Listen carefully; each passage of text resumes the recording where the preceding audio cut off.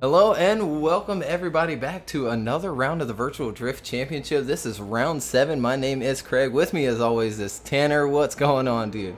What is happening, Craig? What an amazing qualifying we got to see. Every driver literally bringing everything out in this penultimate round of the Virtual Drift Championships. Round 7 here at the Misano circuit. What an insane qualifying session it was. Everybody shooting for that 90s and having a finishing top 32 of 89 points. I know, 89 points to make it into top 32 out of 47 drivers, and we didn't have a whole lot of scores lower than that 89, and only 5 drivers that were below 90 today in qualifying. I mean, just nuts today. Yeah, it's an insane just to see what these drivers have really come through in this season. We knew this season was going to be really close for everybody, but you know, even the rookies looking like they've been doing this for 4 or 5 years professionally, and it's great to see them really bringing it out here. Absolutely. Scoring high and scoring big. If you're just joining us, we will bring up that line map real quick.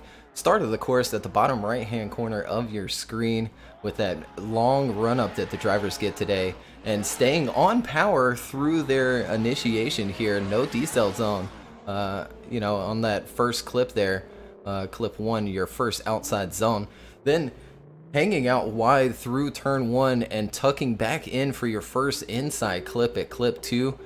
Coming off that inner rumble strip just a little bit to give that driver enough room to transition into the next outside zone at clip 3. Very small little decel zone there. Just, showing that the lead can check up just a little bit there on their transition before they get back on throttle, but it must be very quick.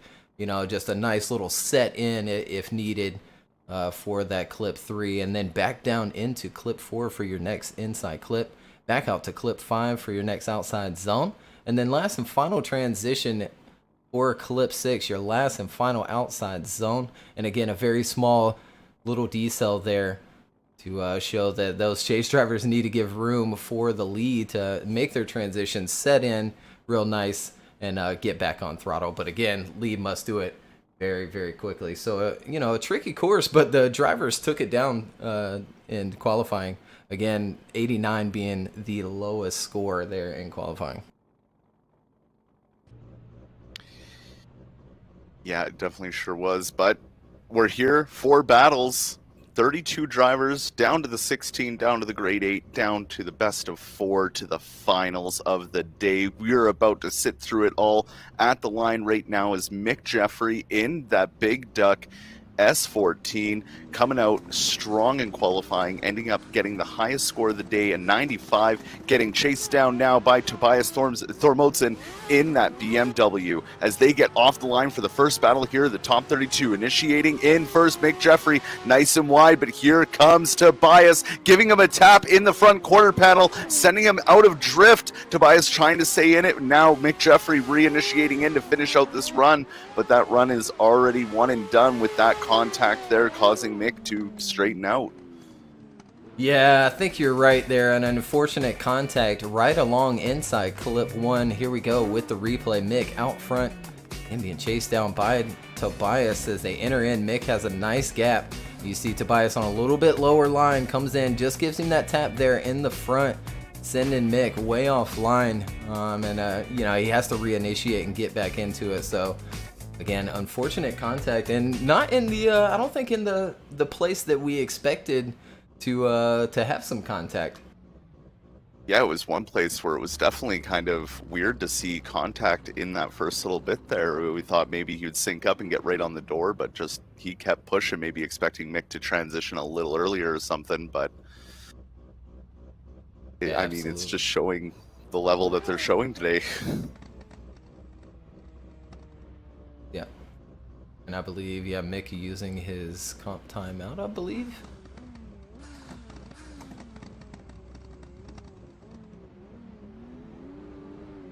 Yeah, not too sure what happened there, but the 3 lights are out and off they go for the second half of this battle. Tobias Thormodsen out front in that BMW, getting chased down by our number 1 qualifier, Mick Jeffrey, as they initiate in. Thormodsen on a good line here so far under the lights as they come through that inside clip, transitioning now. No contact being made, but Mick Jeffrey getting right up on the door as they leave room for that final transition to get onto that wall ride. Mick Jeffrey trying to stick with them as they come through that line. Yeah, absolutely. And here we go back to the replay. Overall, pretty smooth run by both. Tobias had a couple of errors here and there, but Mick Jeffrey doing really what he needs to do to get the win over Tobias here. Really, comes down to the contact, but here they go through turn 1. Mick, reeling him in there along inside 2 as Tobias goes wide for it, and then diving up there. Has to, make a small bobble. But I think that is going to be all she wrote for Tobias. Will go to the judges. Left for Mick Jeffrey or right for Tobias.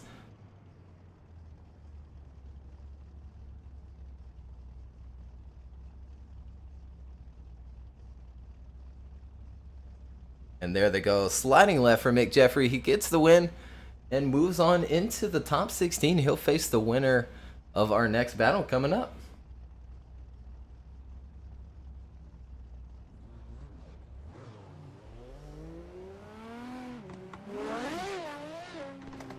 Yeah, good job there from Mick Jeffrey to take that win. Now to be our first driver to move on to the top 16 as we wait for our next two drivers to get to the line here. Our next two drivers are going to be Hayden Winter in that GRP Nissan Skyline R33 against Alexander Holsner in his, I believe it's a Team RPM FD RX-7. Absolutely. This is always one of my favorite battles as well. You got 16th and 17th from qualifying facing off against each other. Yeah, so these guys really close in the points, and considering that the cutoff was an 89, the level is still insanely high. I mean, every battle here is going to be like a final battle with how much these guys want to lay on the line, but here they are, ready to duke it out. Again, Hayden Winter in that lead lane. Alexander Holsner giving chase. The lights go out and off they go. Down the straightaway and initiating in. Hayden Winter out front. Good line from Hayden Winter. Alexander Holsner falling back a little bit, coming through that first inside clip as they transition and come through the second inside clip. Now Alexander Holsner starting to gain that proximity, leaving some room for the transition, coming up onto that wall and really getting onto the door of Hayden Winter at the finish. Yeah, he sure did. Nice start to this battle here. Hayden Winter out front, Alexander Holsner giving chase as we go back to the replay here. Alexander looking better and better in that public 2.0 RX-7. Does have to sacrifice some line here in the first turn. Hayden gets off to a really good start, but there you see Alexander reeling back in through that first transition and really stay with him nicely throughout the remainder of the run, especially there in that last and final outside zone. But overall, good lead by Hayden out front.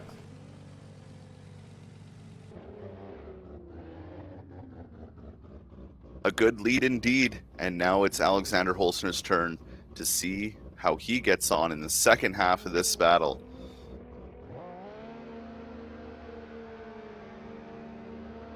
And those lights go out and off they go. Again, Alexander Holsner out front. Now Hayden Winter giving chase, initiating in. Good line there from Alexander Holsner. Nice angle. Hayden Winter sticking with him as he transitions through to the next inside clip. Tons of angle, almost dropping a tire was Alexander Holsner as he goes into the wall and straightens out just before the finish line. Wow. I mean, that was going into a very evenly matched battle. We'll go back to the replay here. But yeah, it just looks like Alexander goes a little bit too wide for the last and final outside zone. Very good start by both. Hayden sacrificing a little bit of angle there in chase to stick with Alexander through that turn one. They're going good here. And there it is, just going a little bit too deep is Alexander Holsner in that RX-7. And it really shuts the run down from there. We'll go to those judges. They'll go left for Hayden Winter or right for Alexander Holsner. And it's going to come down to, hitting the wall. There it is, going left for Hayden Winter. He gets the win, and he'll have to face Mick Jeffrey in top 16. Sad to see runs decided on a small contact like that, but it's the way the drifting world goes. So Hayden Winter off to see Mick Jeffrey in that top 16 as we wait for our next battle to get to the line here. Shoma Takaya and Maxim Tingy.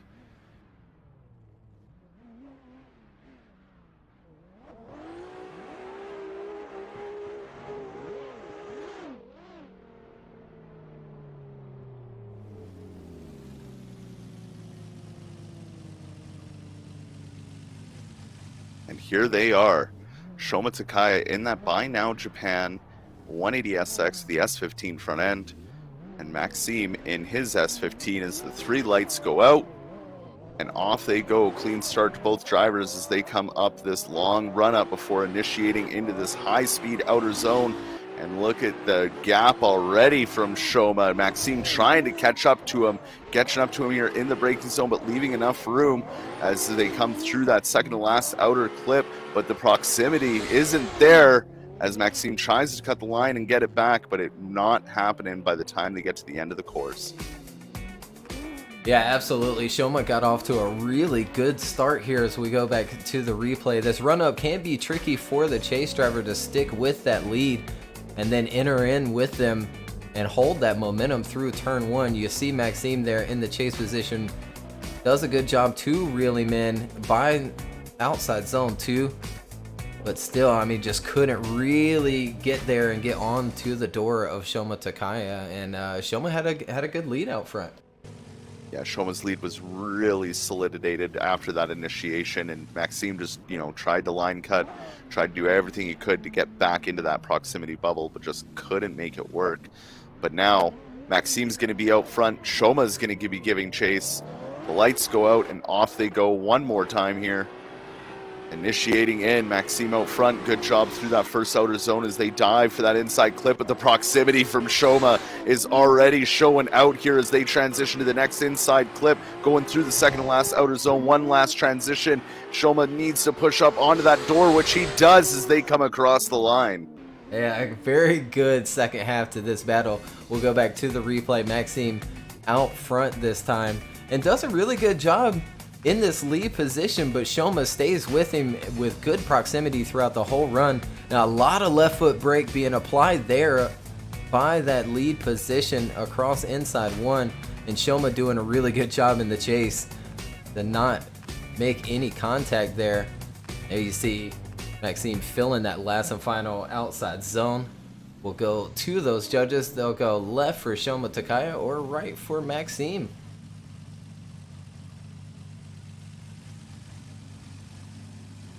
And there they go, left for Shoma Takaya. He gets the win. He'll move on into top 16. Great battle from both those drivers.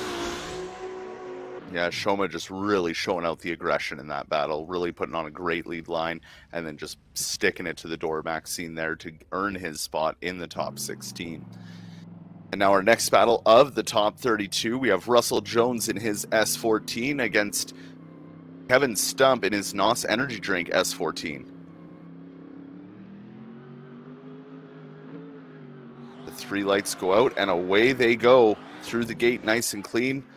And down the long straightaway, initiating in. Russell Jones out front. Russell already off to a good start here. Mick got him catch up and gain some ground as they come through that first inside clip and transition to the second through the outer zones. Mick starting to make that proximity known as they come to that wall ride. And Mick getting right up on the door as they finish out that run. Yeah, he sure did. He ended up reeling him in very nicely there in that chase position. But a fantastic lead out front by Russell Jones. Gets off to a really good start here on the replay. Enters in with a huge gap. And Kevin Stump has to reel him in the rest of the way, sacrificing just a little bit of line there. And a good transition by Kevin Stump to reel him in. There they are, finishing out the first half of their battle.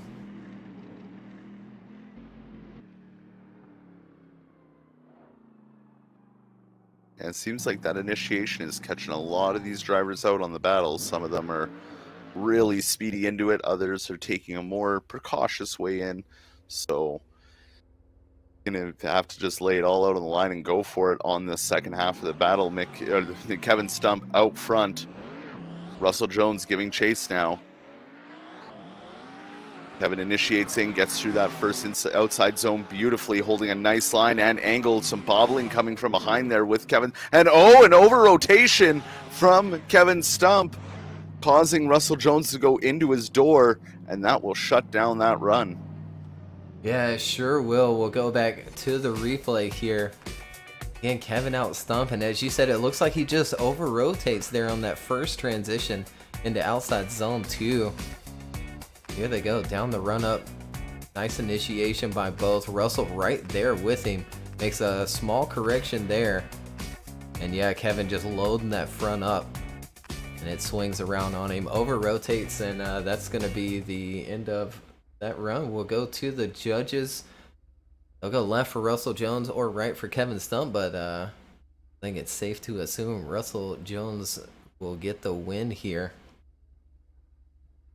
And there they go. Unanimous decision. Russell Jones moves on into the top 16. Yeah, it's again an unfortunate thing. It's such a high-speed transition that they got to make it right, and Natalie Kevin just over-rotated, and now Russell Jones gets to move on against Shoma Takaya in the top 16. Yeah, he sure does. Then, you know, turn one and that first transition can definitely be tricky. Turn one, you know, you're on camber. It's a slight bank to it, and then going before you transition, you're off camber. You know, coming into outside zone 2. So if you wash just a little bit wide from that rumble strip after inside clip 1, you can really load that front up and over rotate just like that. Kevin stumped there.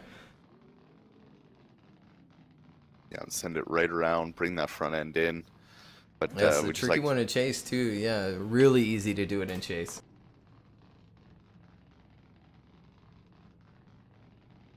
Well, we just wait for some of the other drivers to load in for the rest of our top 32. Just like to thank everybody for coming out here, sticking with us through qualifying, and now joining us here in the battles here at the round 7 of the Virtual Drift Championships.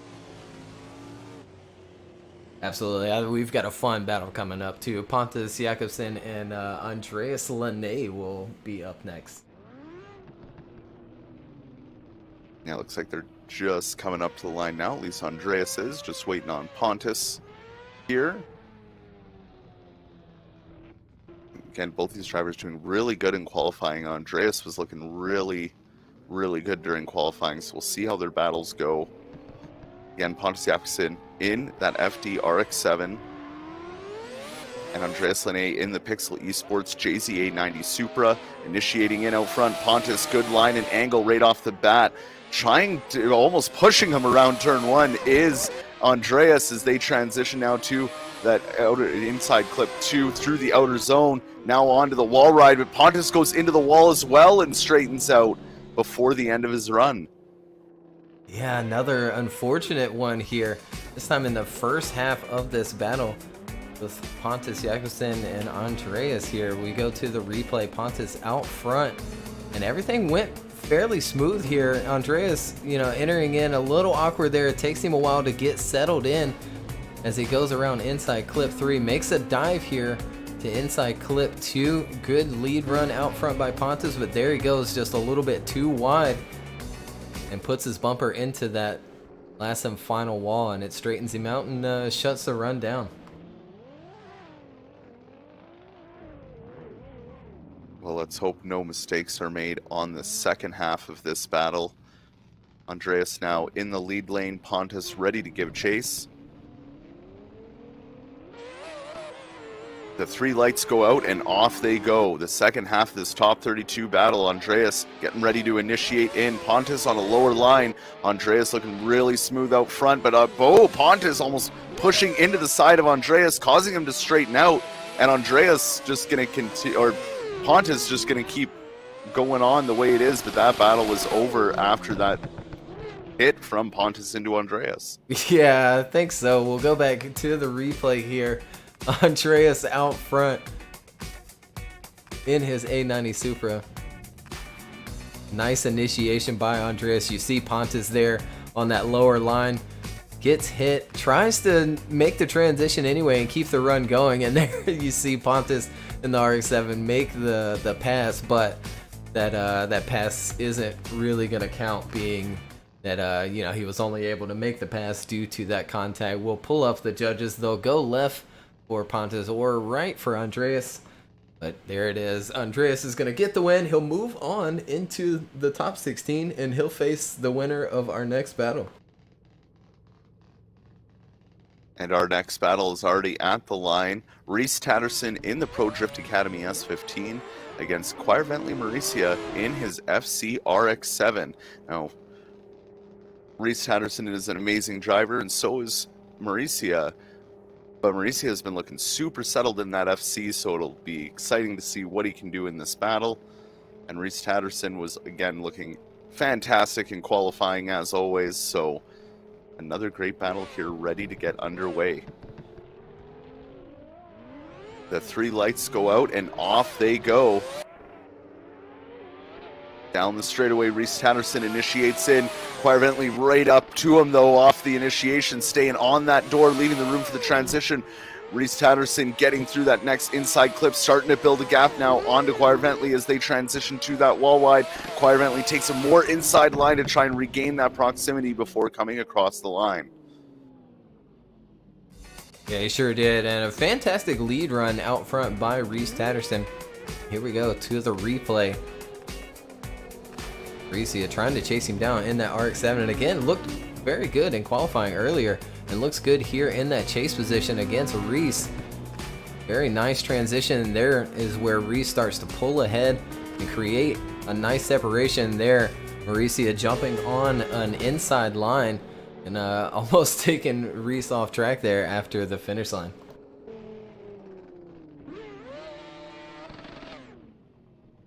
Well, they are back around and ready to do battle once more. Mauricia in that lead lane now.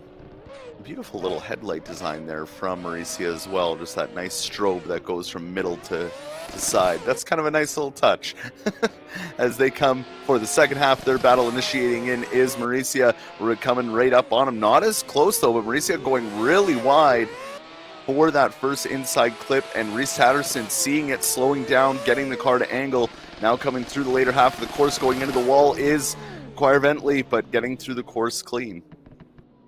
Yeah, he did end up getting across that line after giving the wall a tap there and almost shutting the run down. And here we go back to the replay.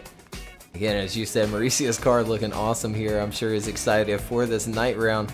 And there is the initiation by both. And there you see Bentley going super wide, is able to still get it into outside zone 2 though and keep the run going, as well as Rhys right behind him. And there you Mauricia going just a little bit too deep along that last and final outside zone along the wall.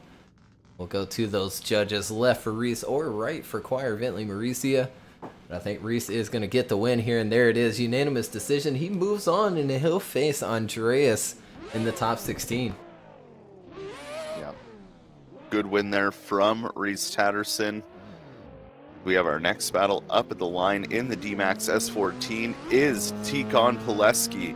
Giving chase is Christian Petrov in that S14 of his. 15. It's a 15. I can see cars. The headlights are bright. The 3 lights go out and off they go.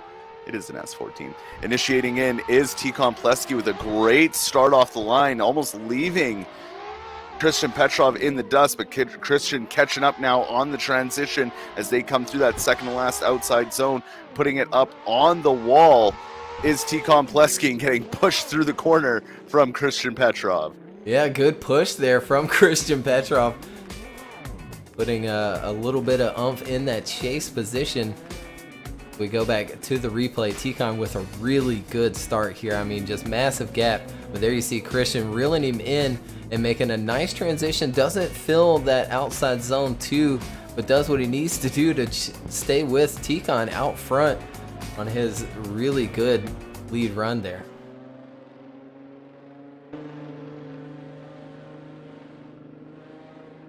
Now the driver's just driving back around to get settled in for the second half of this battle. Christian Petrov will take that lead lane in that inertia S14, with Econ Pulesky in his D-Max S14 giving chase.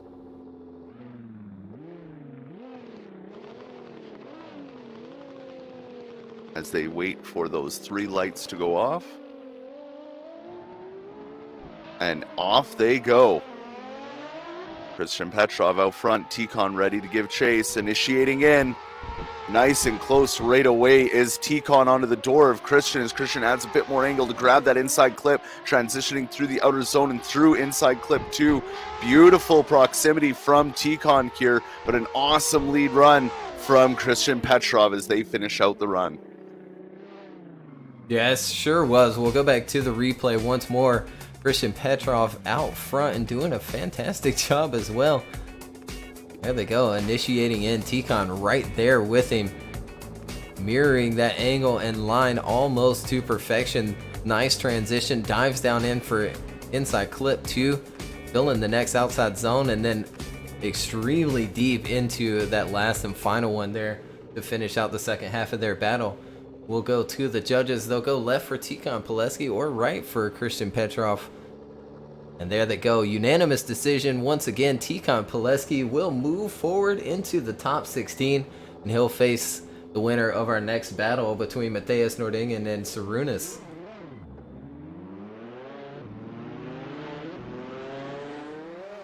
And here they are at the line. Matthias Nordinga in that S14 against Sarunas Jerkis in that Ford Mustang. Beautiful Mustang that is. It's great to have Sarunas back and battling here in the Virtual Drift Championship as the lights go out and off they go. Matthias out front, already heading down that straight, but that big Ford Mustang's already right there with him as a beautiful line from Matthias out front as they transition to this second inside clip. Sarunas keeping that proximity pretty decent as they come through that final wall ride and cross the line. Yeah, really good start to this battle as well. And here we go back to the replay. Matthias out front being chased by Sarunas. And yeah, as you said, it's good to have Sarunas back and looking good here. Jumping right onto the door of Matthias out front in that new livery. Joining his teammate Andreas on that Pixel Esports. And look at there, Sarunas just right on the door as they cross that finish line. So, you know, maybe a little bit of an advantage for Sarunas going into the second half of this battle. Yeah, we'll see on this half. As Sarunas is now in that lead lane. Matthias ready to give chase. 3 lights go out and off they go. Down the long straightaway, initiating in is Sarunas, good through the initiation and that first outer zone. Matthias even closer though on that proximity before the turn, almost not leaving enough room, giving a little bit of a bumper touch to Sarunas as they come through that second to last outside zone, coming through the wall ride. Matthias not giving him any breathing room as they cross that line. Wow, we'll go back to the replay. Matthias might have heard me there as he certainly went after it here in the chase position. There they go, entering in. Now, nice lead out front by Sarunas in the Mustang, going real wide there, grabbing the inside clip. Nice transition, but as you pointed out, Matthias just right there with him in the pocket of that bigger Mustang and sticking with him throughout that entire second half of the battle. We'll go to those judges here. Left for Matthias or right for Sarunas. This one may be close here. But yeah, it's going to be Matthias with that chase run. He'll move on into the top 16, and he's got Econ Pulesky ahead of him. That'll be a battle.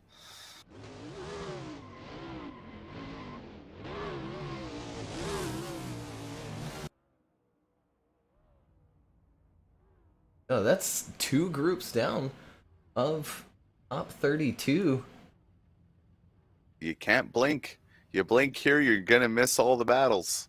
Keep those eyes open, have the eye drops ready, because, man, it goes by so quick.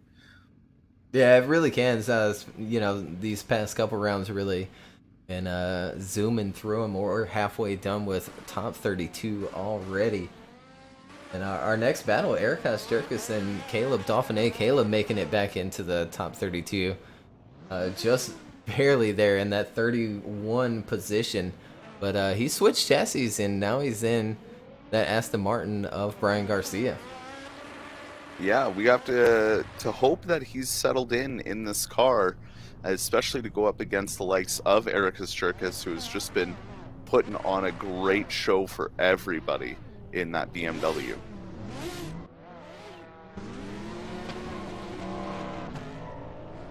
I think they're just going to get a couple practice rounds in.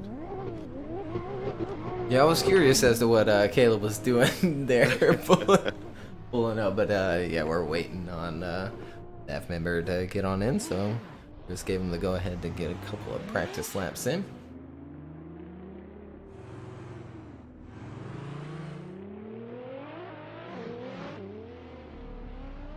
And we're only 1 round away from seeing who's going to win that awesome little trophy that we've been talking about all season. Yeah, absolutely, and it's it comes with a couple of extra stuff, some glasses, a little pendant to hang from your mirror if you choose to.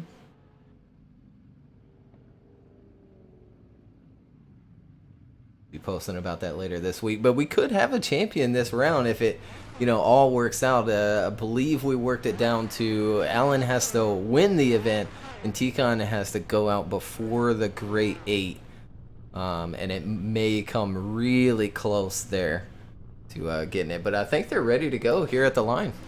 They sure are. Erica's Circus out front in that BMW, getting chased down by Caleb Dauphine in that Austin Martin, but a huge gap already from Ericus to Caleb, coming through that first inside clip, transitioning through the second outer zone.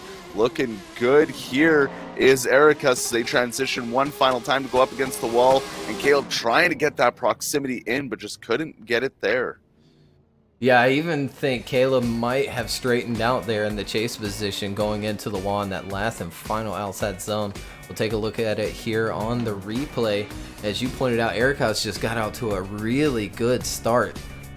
Lights, flashed 3 times. He went, and Caleb got caught sleeping a little bit, but does a good job to reel him in by that second inside clip.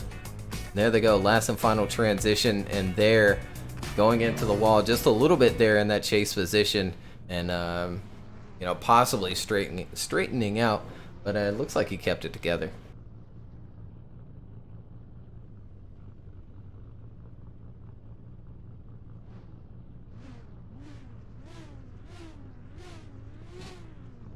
And back at the line, ready to go for the second half of their battle. And looks like we're going to get a restart here, Yeah, I hear him from of the line. Mm-hmm. Yeah, I hear him from Chris. He jumped. I wonder if he can see the lights now. It's not required to run custom shaders patch or anything, so he should be able to see him. But it makes you wonder, with the jump here and then that chase run as well. Yeah, with that sleeping at the line, maybe just he was obscured a little bit, but he seems to get out of the gate clean on that one. As we have Caleb Dauphine out front already, Eric Strikus getting all over the bumper before the initiation. A good gap here, but going a little wide was Caleb as they transition to the second inside clip. And good proximity from Ericus as he's just keeping a good distance, but now starting to climb up on that quarter panel as they come across the line. Yeah, good second half to the battle as well. Erica's, staying with him through the run-up and the first turn as well. So here we go with the replay. Caleb out front.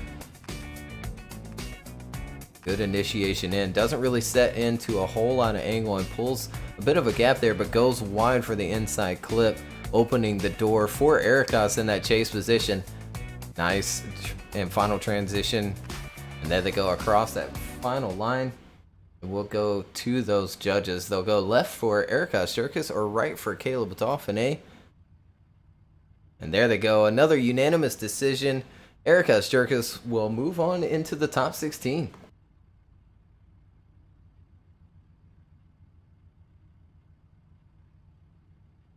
Very good job from Ericus there as we have our next battle here. Man, they are just flying by. We are getting so fast through this top 32 bracket. Next battle up here is Abdulaziz Al-Harbi versus Martin Marrick.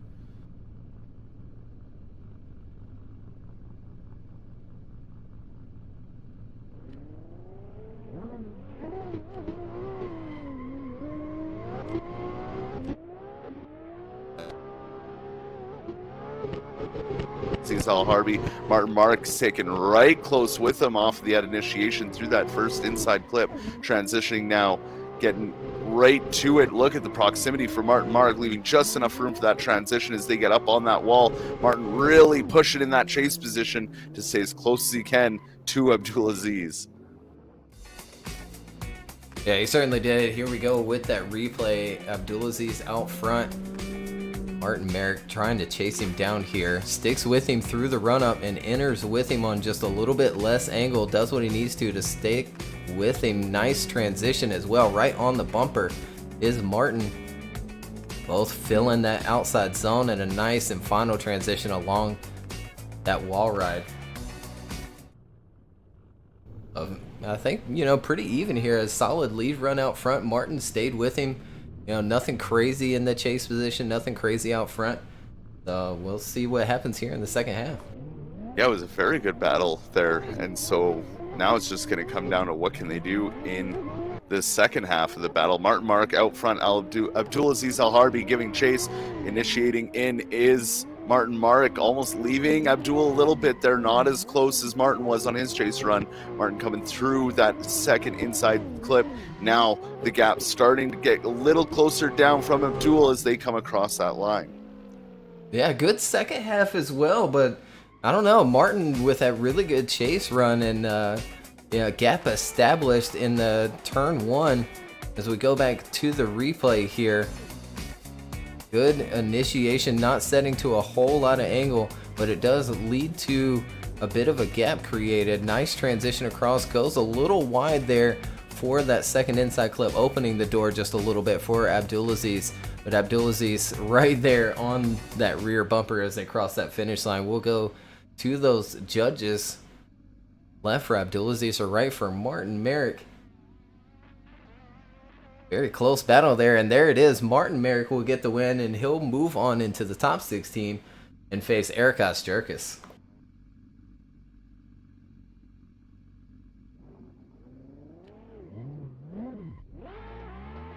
As we got our next battle coming up to the line, Lukash in that Simitex S15 against Brandon Williams in his beautiful JZX.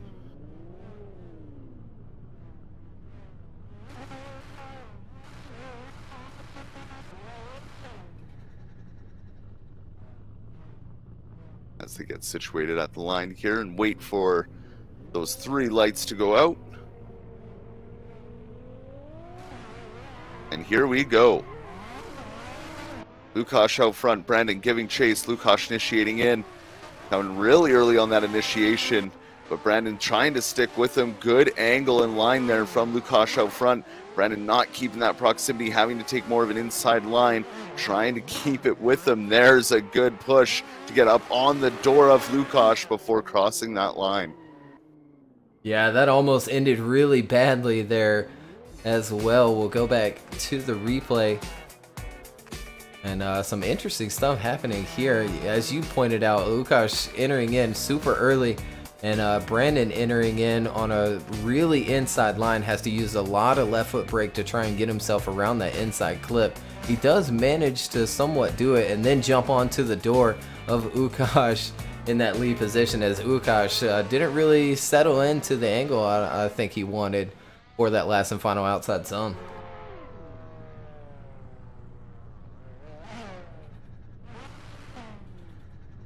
Now the driver is back around, ready to do the second half of their battle. Brandon going to be out front now, getting chased down by Lukash.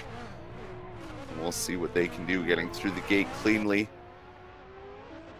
Down the long straight, initiating in is Brandon, and right away, Lukash is putting it on that front fender as they get through that first inside clip, transitioning to the second and pushing out to that second to last outside zone. Brandon on a good run here, but Lukash just really sticking it to him, holding that door all the way through that outer zone and across the line. Yeah, he sure did. We'll go back to the replay. A little stutter there. I wonder if it came through the replay or not. I had on the PC. Here we go. Entering in Brandon on the outside line, but Lukash right there pushing the pace. It did come through on the replay. That's all right. They keep it going. Grabbing the next inside clip. Brandon filling that outside zone, but Lukash right there with him throughout that whole entire run, especially through turn one. That might be the difference that may give Lukash the win here. They'll go left for Lukash or right for Brandon Williams, who's going to get the win and move on into the top 16.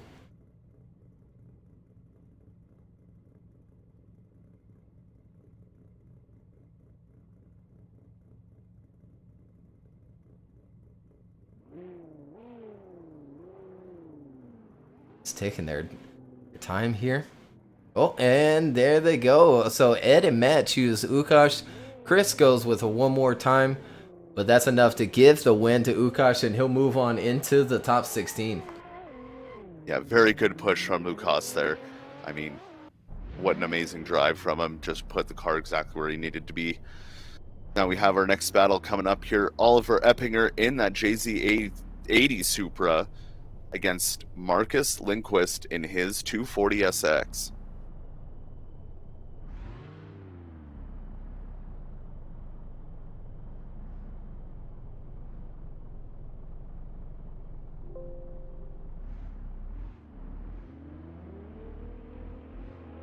And the 3 lights go out, and this battle is underway. Oliver out front, Marcus giving chase, initiating in is Oliver, and a good gap established off the initiation as Oliver gets through that first inside clip and transitions to the second and out to the second to last outer zone with a huge gap from Marcus. Marcus trying everything, but just can't get into that proximity range as the run ends. Yeah, what a start there by Oliver in his Supra. As we go back to the replay, Marcus in the chase position and just getting left behind here on the run up and the first initiation through outside zone 1. There it is. I mean, just huge gap there, and hangs on to the line and goes for a very nice lead run out front, grabbing that inside clip, filling the next outside zone, and Marcus just doesn't really have an answer for it. Starts to reel him in just a little bit there as they cross the finish line, but you know, a lot of work for Marcus for the second half of the battle. It's sure going to be. He's either going to have to leave Oliver or hope he has a mistake. As the 3 lights go out, Marcus, the Mr. Pink Drifter, in that 240 out front. Oliver giving chase in his Toyota Supra. Initiating in is Marcus, and already a little closer off the gate is Oliver Eppinger. But a good line from Marcus as they transition to that second outer zone and through the second inside clip. A good angle and line from Marcus out in that lead lane, but the proximity is just so much closer from Oliver in that chase position. Yeah, absolutely. We'll go back to the replay, and as you said, I think Oliver just did exactly what he needed to do in the chase position here. You know, nothing crazy. Was right there on the bumper of Marcus before they initiated in, but you know, holds a pretty good proximity throughout the remainder of the run. You know, not, you know, super close to him, but goes for a little bit of a dive there before crossing the finish line and giving him a little tap. So we'll go to those judges. Left for Oliver Eppinger or right for Marcus. But I think Oliver's going to get the win here in that Supra with that huge gap that he had in his lead run. And there they go, sliding left for Oliver Eppinger. He gets the win, and he'll move on to face Łukasz Kazalinski later on.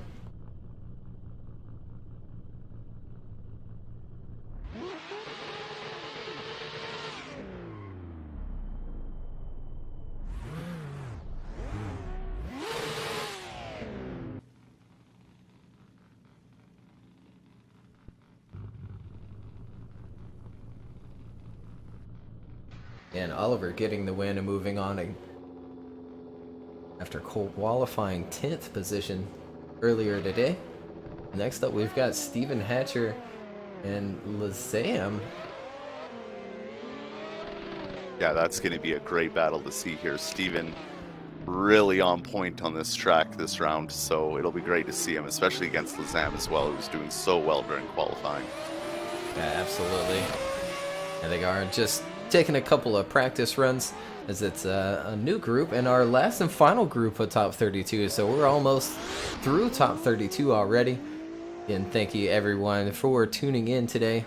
Unfortunately, I'm not can't get YouTube chat through Restream. Restream is being a little difficult today, as we've certainly had our problems, but we're getting through it, so apologies to that YouTube chat right now. Hopefully Dion is answering any questions y'all have.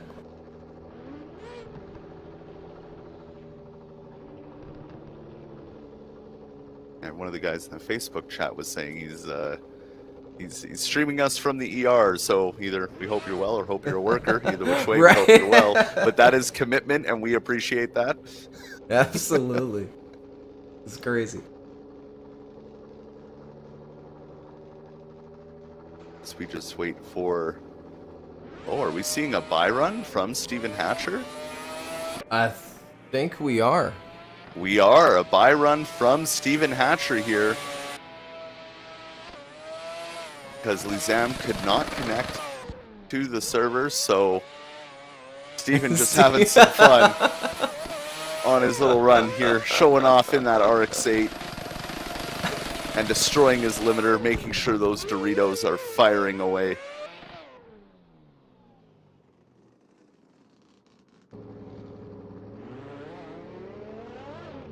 But due to that, Steven will advance into the top 16. As we have our next battle at the line, and one that should be a good one. Current Rookie of the Year, Zach O'Sullivan against Victor Alves. Victor Alves has been strong in these battles the last few rounds. Let's see what they can do. Zach O'Sullivan out front, good initiation in, good angle and line. Alves already pushing up to him though off of that first inside clip, and now starting to make that proximity up as he leaves almost no room for the transition for the wall ride and sticks with him the whole way through. Yeah, maybe even rubbing his bumper there on that transition. We'll go back to the replay, and Zach out front. I mean, just super dialed in on this lead run here, almost perfect. We enter in right there on the track edge along that little box, grabbing the first inside clip. Nice transition and filling the zone, and there you see Victor reeling him in right there along the bumper for that last and final transition. There they go across the line for the first half of their battle.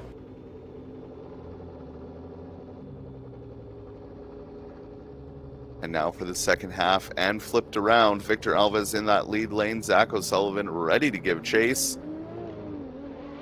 And off they go. Down the long straight, Victor Alves in that D-Max S15 initiating in through that first outer zone. Good initiation.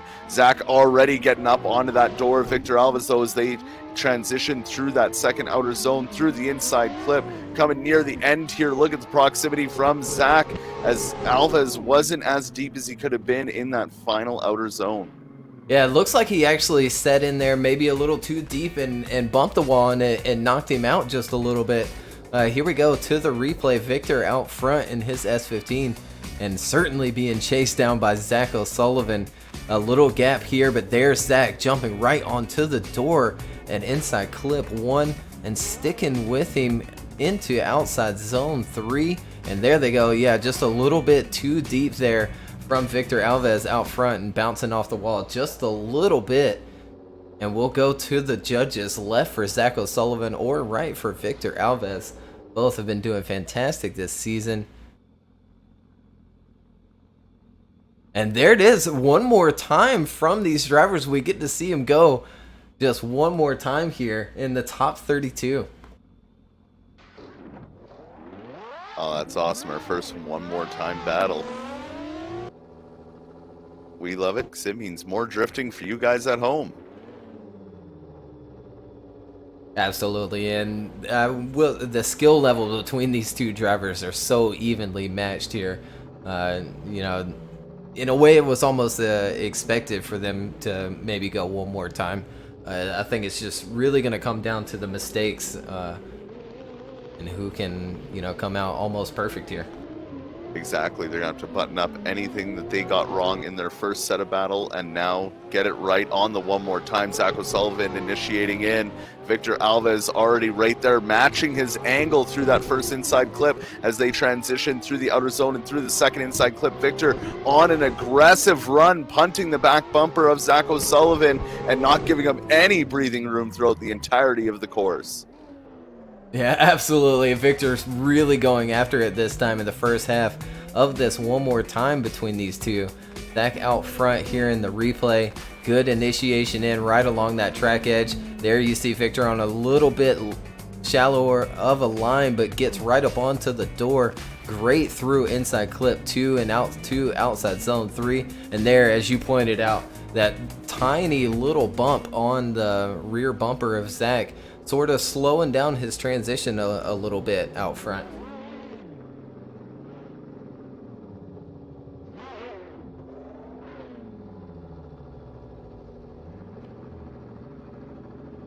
Now back at the start line for the second half of their one more time battle. Victor Alves out front, Zach ready to give chase one more time.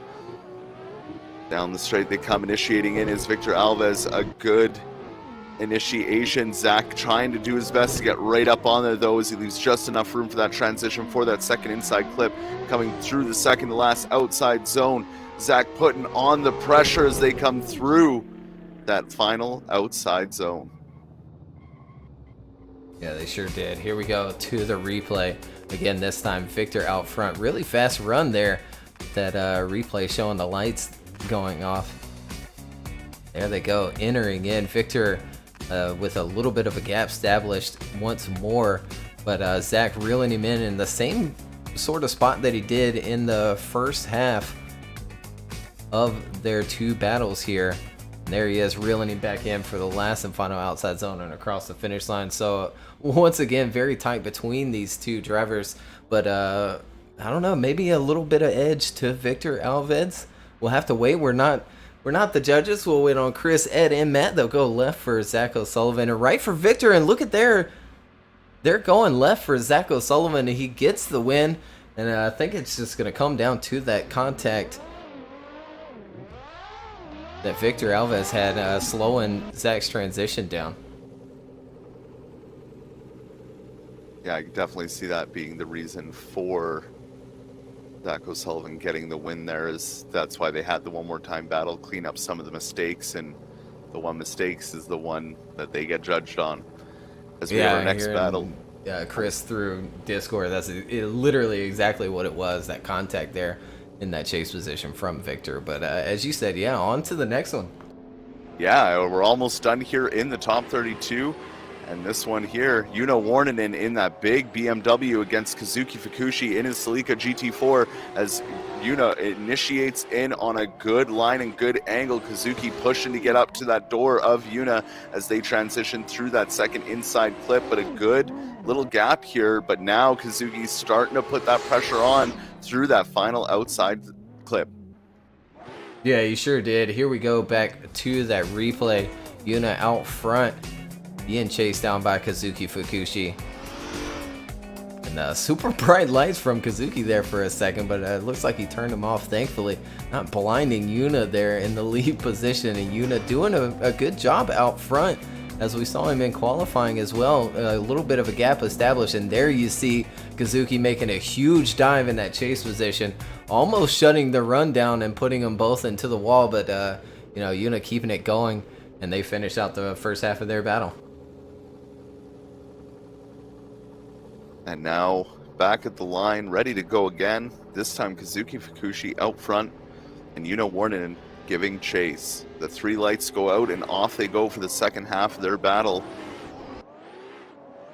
Down that big straight, Kazuki initiates in. Yuna already right with him though. A lot more angle from Yuna as Yuna pulls out of it, leaving a bit of gap there as Kazuki stays on the line. He is on, coming through that second inside clip, but right away Yuna's right back up on him and not putting on the pressure through that second half of the course.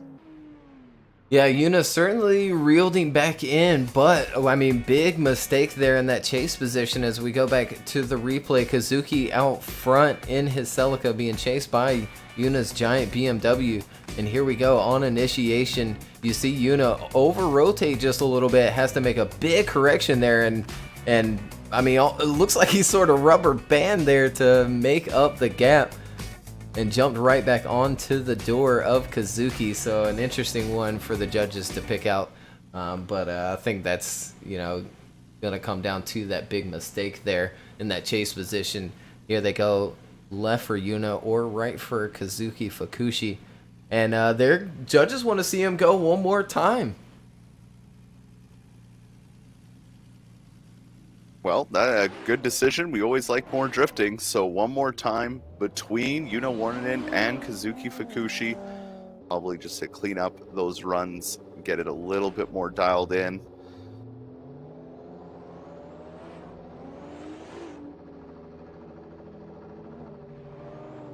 As we wait for them to get back to the line. Yuno Warninen will lead as Kazuki will give chase for their one more time battle.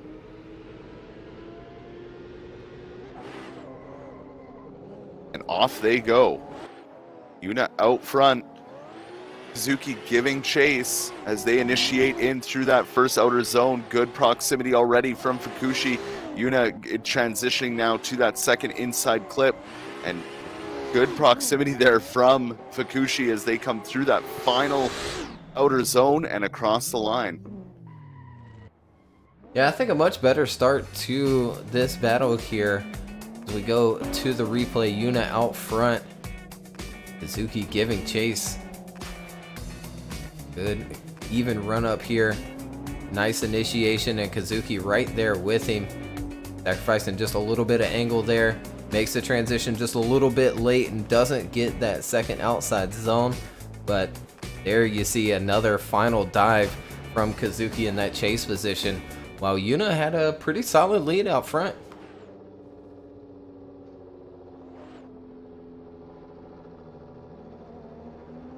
Yeah, he sure did, but now it is Kazuki Fukushi's turn to give that lead and actually show what he can do out there as we get them back at the line, ready to go. The three lights go out for the second half of this one more time battle. Kazuki Fukushi in that Celica GT4. Yuna Warninen in that BMW already on the bumper as they initiate in. Yuna really putting the pressure on him and matching the angle even with the little bobble there. What a show out there from Yuna to see that as Fukushi comes through this final corner, but Yuna right on him. That was a cool thing to see. Yeah, just sort of towering over the Celica as we go back to the replay here. Kazuki out front and being chased by Yuna. There they go, entering in. Yuna jumps right onto the door and sticks with him here, going a little wide after inside one, but they managed to make the transition together. Yuna right there with him along the bumper as they make that final transition, and there they go across the finish line together. And we'll go to those judges. They'll go left for Yuna or right for Kazuki. And there they go. Left for Yuna Warren. He'll get the win and move on into the top 16. He'll face the winner of our next battle between Alan Hines and Augusto Ferreira. Yeah, good job from Yuna there. And again, I just can't get over how Kazuki bobbles, and he followed it right with him. That was a good show of skill there from Yuna to kind of see that coming and make the exact same adjustments. But now our final battle of the top 32. Alan Hines in the Pro Drift Academy S15 against Augusto Ferreira in his S15. The lights go out and off they go. Down the straightaway, initiating in is Alan Hines. Good line, but Augusto trying to stick with him. Almost falling behind a bit there at the initiation as they transition through the second inside clip. Augusto trying to get back up there, and now back on the door of Alan Hines is Augusto as Alan Hines puts on the lead run that we know he likes to do. And that would be the end of that battle. Yeah, it certainly will. We'll go back to the replay. Alan out front making an awesome initiation here. You see him load up and then just snap to angle there out front and hold that outside line the way he should. Grabs the inner clip. Nice transition. Grabbing that next inside clip as well. And there, Augusto is finally onto the bumper and taking a little bit of an inside line in that last and final outside zone as well. So a lot to make up here in the lead position for Augusto.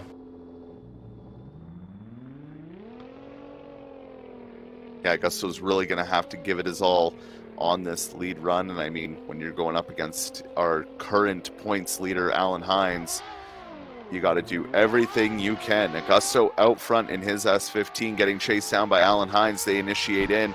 Good initiation from Augusto, but Alan Hines is already right there in the proximity, right through that first inside clip, leaving room for the transition. A bit of a gap there that Augusto got onto Alan Hines, but with the next transition, Alan Hines immediately regains that proximity and finishes out the run.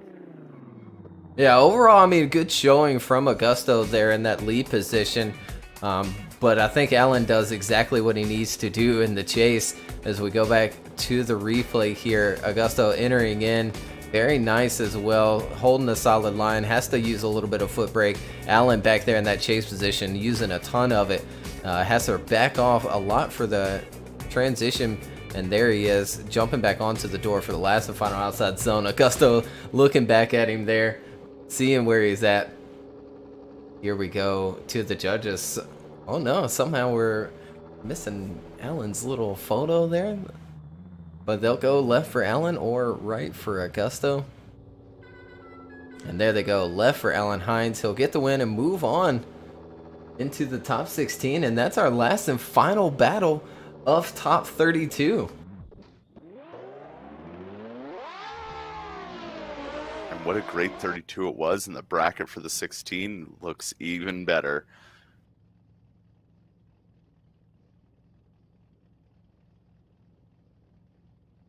Yeah, it certainly does. Mick Jeffrey and Hayden Winter are going to start it out for us in top 16. Mick qualifying first today in his S14 and looking solid here on Misano World Circuit. And Hayden qualifying 16th in his R33.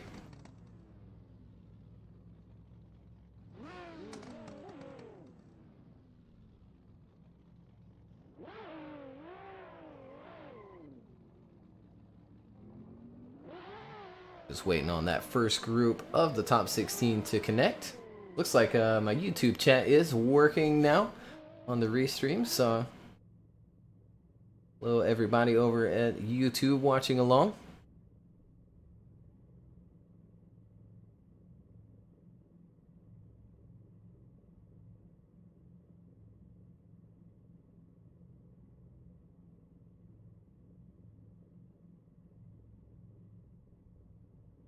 Here from our judge Chris that he is bringing drivers to the line.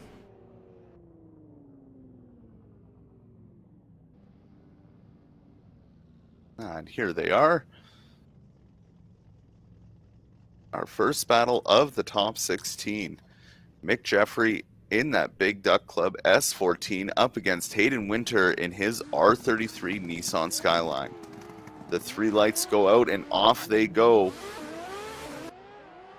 Mick Jeffrey getting out to a good start here. Hayden Winter right with him though as they initiate in almost on the door of each other. Hayden Winter giving him no breathing room for that first turn as they transition to the second part of the course, going through these last two outer zones. Mick Jeffrey really putting on a great lead run here, but Hayden Winter not giving him any room for error. Yeah, Hayden stuck with him throughout that whole run there. As we go back to the replay, Mick out front. And again, looking good. I mean, he came out qualifying strong with a 95. Here he is putting down another solid lead run for Hayden to chase. And Hayden takes advantage of it on a little bit of an inside line, but does a good job to hang on to it, make that transition, then jump right back onto the door of Mick Jeffrey and stick with him through that last and final outside zone as Mick goes just a little bit too deep there, giving it a little tap and across that finish line.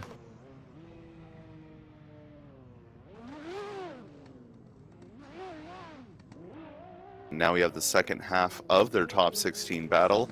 Hayden Winter will now put on his lead run with Mick Jeffrey giving chase.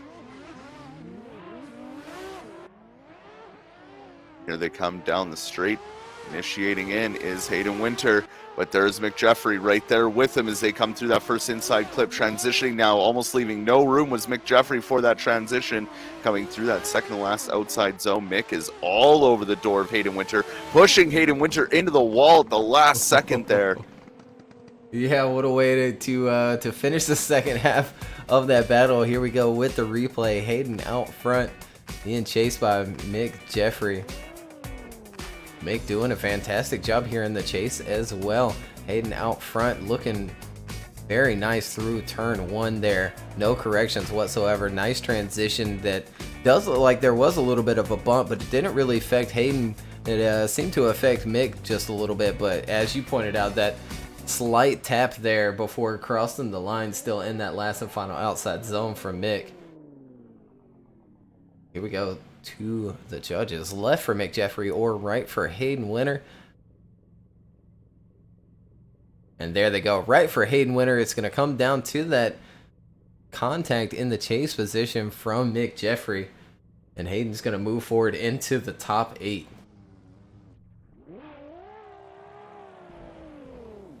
Yeah, just that slight contact enough to get Hayden Winter that win. And now we have our next battle of the top 16, Shoma Takaya versus Russell Jones. Shoma in that Buy Now Japan 180SX, and Russell Jones in his S14.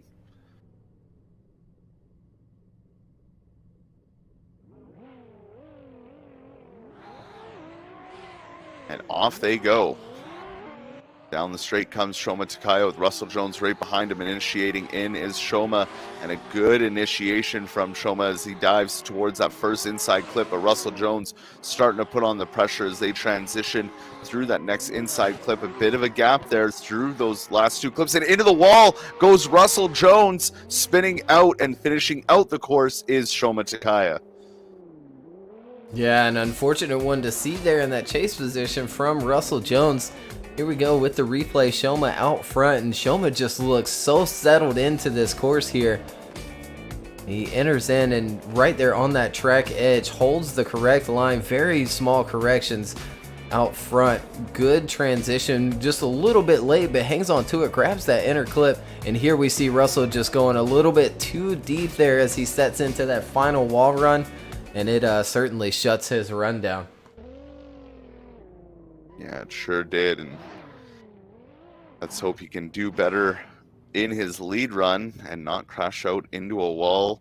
Russell Jones now in the lead position. Shoma ready to give chase. The three lights go out and off they go.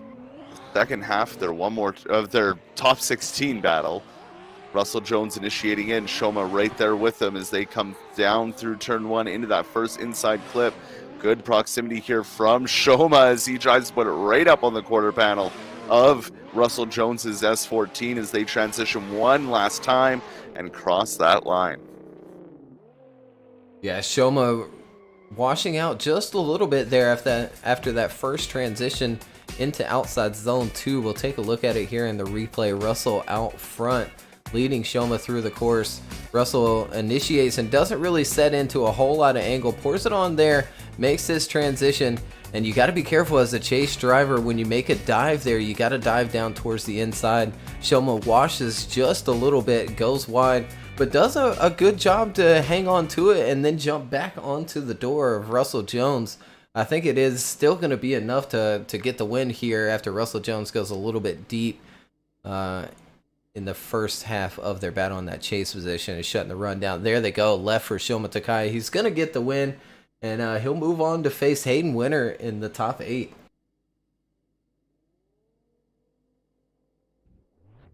Yeah, what a good win there from Shoma. And now going on to face that Hayden Winter. But now we have our next battle here of the top 16, Andreas Linnae versus Rhys Tatterson. Rhys Tatterson in that lead lane in the Pro Drift Academy S15 against Andreas there in his JZA 90 Pixel Esports Toyota Supra.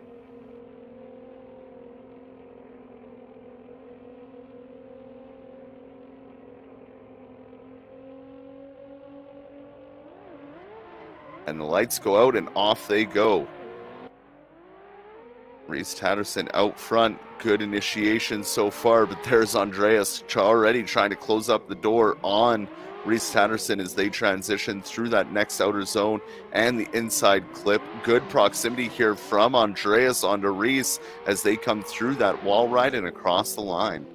Yeah, really good start here to the first half of the battle. We'll go back to the replay. Rhys Tatterson out front leading Andreas through the course. Both veteran VDC drivers. Here they go through their replay. Rhys going for that big Manji initiation. And it certainly pays off. I mean, he's just stuck to the line there. Goes just a little wide, but grabs that next outside zone. Andreas sticking right with him in his Pixel Esports Supra. There they go through that last and final outside zone and across the finish line. And we'll switch them up.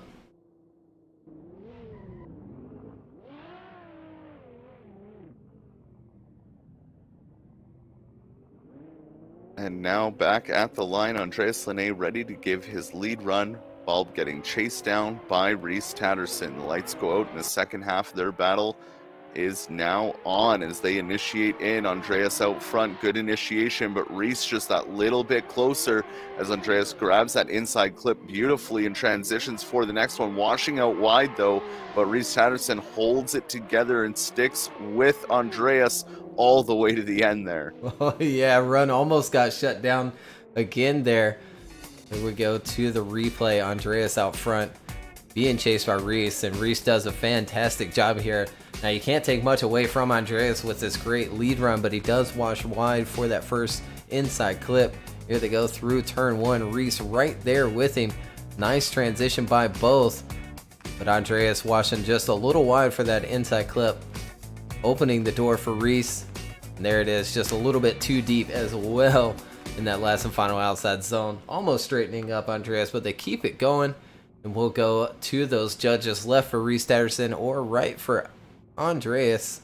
And there they go, left for Rhys Tatterson. He gets the win and he'll move on into the top 8.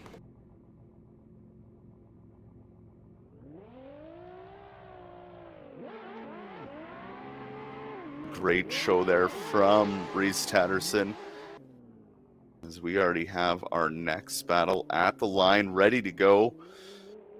Econ Pulesky versus Matthias Nordinga. Both in S14s, one's a D-Max. I'm not too sure what his sponsor's title on the side of his car says on Matthias's, but off they go. Econ Pulesky out front initiating it. Matthias already trying to close that door. Beautiful line there from Econ as they transition to that next inside clip. Matthias really putting on the pressure though onto Econ as they come through the second half of the course, through that wall ride and across the line. Yeah, not a bad start to this battle here between Econ Pulesky and Matthias Nordinga. Here we go to the replay. Matthias in this new Pixel Esports livery, trying to keep up with Econ, and does a pretty good job here, sticking with him through turn one there, across inside clip one. Nice transition by both these drivers. Econ on almost a near perfect lead run here, filling that last and final outside zone. But look at Matthias right there with him as they go across that finish line. Yeah, Matthias really putting in the work there in that chase position, and of course Econ doing what Econ does and just putting on a great lead run there. But now they're flipped around and ready for the second half of their battle. The lights go out and off they go. Matthias now in the lead lane, getting chased down by Econ Pulesky, and right off the initiation, Econ is right all over the door of Matthias as they transition now to that next inside clip and to the last two outer zones. Right underneath the bumper of Matthias transitions Econ as they come through that final outside zone and finish out the run. Yeah, absolutely. Here we go to the replay. This time Matthias out front and being chased down by Econ Pulesky. As we pointed out earlier, Econ does need to make it through the Great 8, and he's certainly going after it here in the chase position between Matthias, sticking with him through turn one, right on the bumper as they make their first transition, jumps back onto the door, and then transitioning underneath that bumper as you pointed out, and there they go across that finish line. Once more, we'll go to those judges. This time, left for Econ Pulesky or right for Matthias. Yeah, going crazy over that last transition. It was nuts. I think that's the first time we've actually seen the front bumper go under the cut off a rear bumper of a car. And there it is, sliding left for Econ Pulesky. He goes through to the Great 8, and he's going to have to face the teammate of Alan Hines, Rhys Tatterson. Yeah, that's going to be interesting to see Econ and Rhys at it now. We saw Econ and Alan in the last one, and now we get to see Econ and Rhys.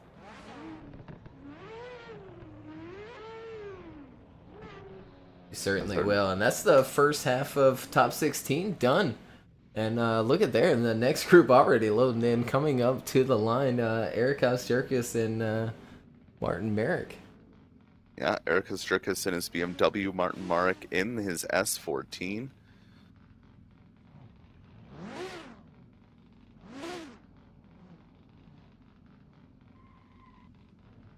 as we just wait for them to all load in and get to the line.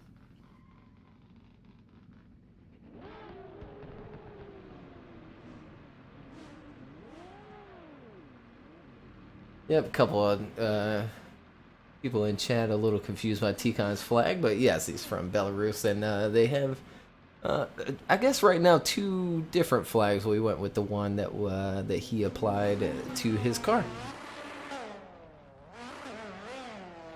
I did not know that Belarus had 2 different flags. Well, The more you know. I don't know all the the scoop to it, but it seems like there's a sort of a flag for the people and then a flag for the government right now. Okay. So, yeah, we just went with the one that he applied to his own car. And if I read it right, it was the one that represents the people. Well, we have Ericus at the line. Martin is in the server, but yet to come. There he is. He's here now. Awesome. So now our next battle up. Ericus Circus versus Martin Marrick. The 3 lights go out and off they go. Ericus was been looking so great the last few rounds in qualifying and in battles. Martin is right there with him off the initiation, though. Good lead line here from Ericus out front as Martin attempts to gain that proximity through that next inside clip. One last transition, putting it into the wall was Ericus, and right behind him was Martin Marrick. Yeah, he certainly was. Again, pointing out earlier, Martin can certainly be one of those sleeper drivers that comes out and knocks one of the top guys down. And here we go to the replay. Ericus out front, entering in. Very nice initiation by him. But Martin sticking right there with him. Not as close as he could be, but certainly going after it. And there is the dive from him in turn 2 out to outside zone 3. And there they go. Last and final transition. And Ericus burying it deep into that wall, giving it a little tap. And there they are, back of the line, ready to go for the second half.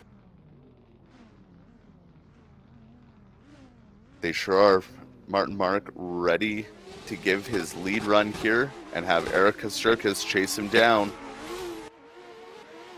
As they come down that straightaway and initiating in is Martin Marrick, but Ericus Circus already decent proximity from Ericus, but Martin putting on a good lead run here, hitting the zones, putting the car where it needs to go. One last transition to go. Ericus trying to get it up there. Ooh! Tap off the wall, sending into a spin. Yeah, that'll be an interesting one for the judges to take a look at. We'll take a look at it here on the replay. Martin out front this time, being chased by Ericus. And a good initiation by Martin establishes a little bit of a gap on Ericus here. Makes a nice transition, holds on to that gap as well. And there you see Ericus sort of on the bumper there. And then Martin going just a little bit too deep and then getting pushed on the rear bumper by Ericus around. Now here we go to those judges. They'll go left for Ericus or right for Martin Marrick. And there they go, left for Ericus Jerkis. He gets the win and moves on into the Great 8, and he'll face the winner of our next battle, Łukasz Kazalinski and Oliver Eppinger. Another great battle here in the top 16. Łukasz again has been on fire all day long, and Oliver has been showing out really well too. I mean, everyone's just doing so well. It's kind of the same story with every battle we go into. Everyone has done really awesome today, and they all deserve to be here. But only one can advance to go see Ericus in the Grade 8. Will it be Łukasz? Will it be Oliver? The lights go out. Off they go. Down the straight they come. Initiating in is Łukasz. But right with them is Oliver Eppinger as they get a good lead line into that first inside clip. But giving, a little tap there from Oliver as they come through that next inside clip. Transitioning now to the last wall ride and through the line. Yeah, Oliver really pushing hard there in that chase position and giving Łukasz a tap there. Here we go to the replay. Łukasz out front, leading Oliver through this course here. And Oliver jumping right onto the door very early through turn 1, sticking with him right there on the bumper as they make that transition. And you see Oliver right there on the door of Łukasz, pushing him along just a little bit. And there they go across the finish line, finishing out the first half of their battle.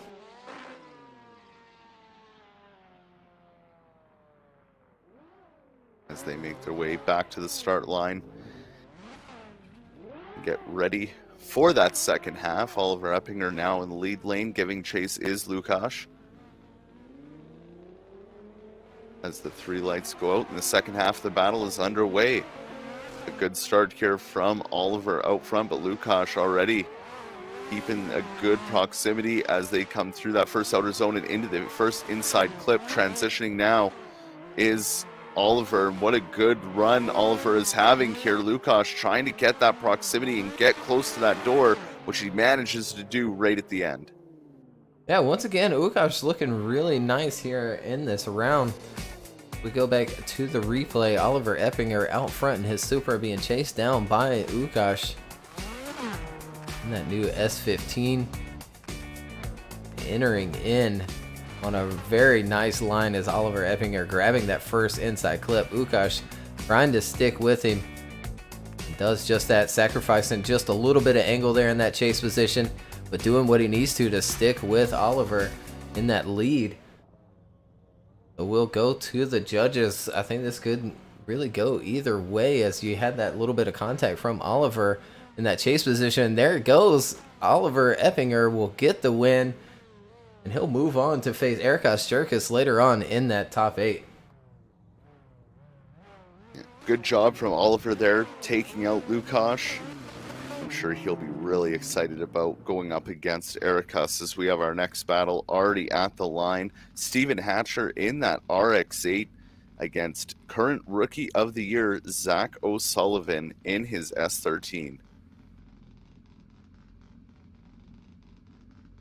Yeah, hearing from the judges there, the contact from Oliver in that chase position, Lukasz hadn't quite picked up throttle yet in the lead, as he's expected to do, per line mapping and judges briefings. So he was actually deemed fault on that contact.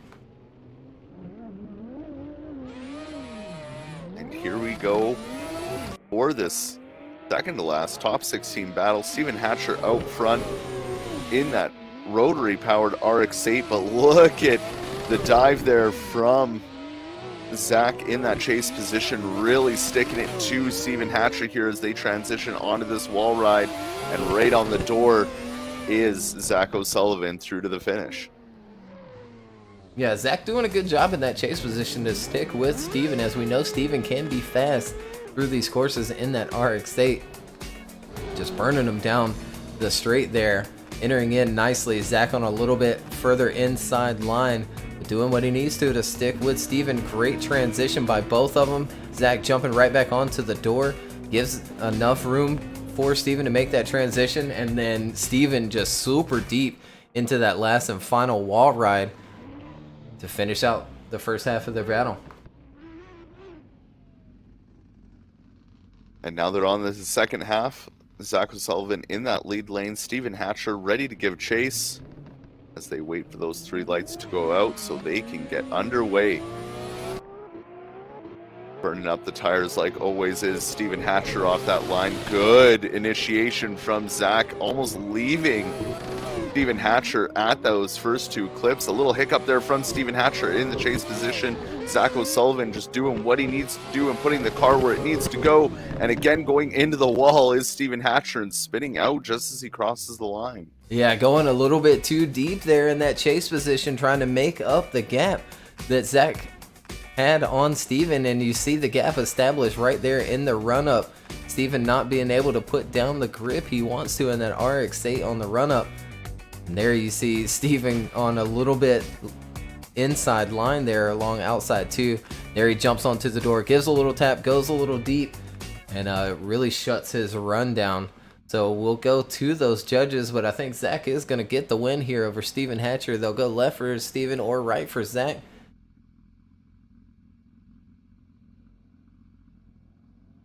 And there they go, unanimous decision for Zach O'Sullivan. He'll move on into the Great 8. Again, he'll have to face the winner of our next battle, Una Warren, and Alan Hines. And not only that, but our last battle of the top 16. Una Warninen in that Super Dry BMW against the Pro Drift Academy S15, Alan Hines.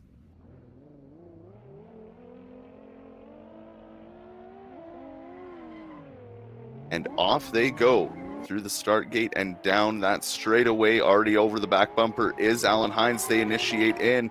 Good lead line here from Una, and Alan just keeping the car where it needs to be as they transition into that second inside clip now. Doing a good job through this course. Look at this clean battle between these two. Really good proximity, but just putting the cars exactly where they needed to go. Yeah, and this is a little rematch too, I believe. They had to face off in New Jersey as well as last round, if I remember correctly, and a very good start to this battle here as we see Una does go wide there, his front washing out along inside clip 1, but hangs on to it, still manages to make the transition. But it will be a decent deduction from those judges there, you know, in that lead position for Una, so he's got to make it up here in this chase position as we flip him around.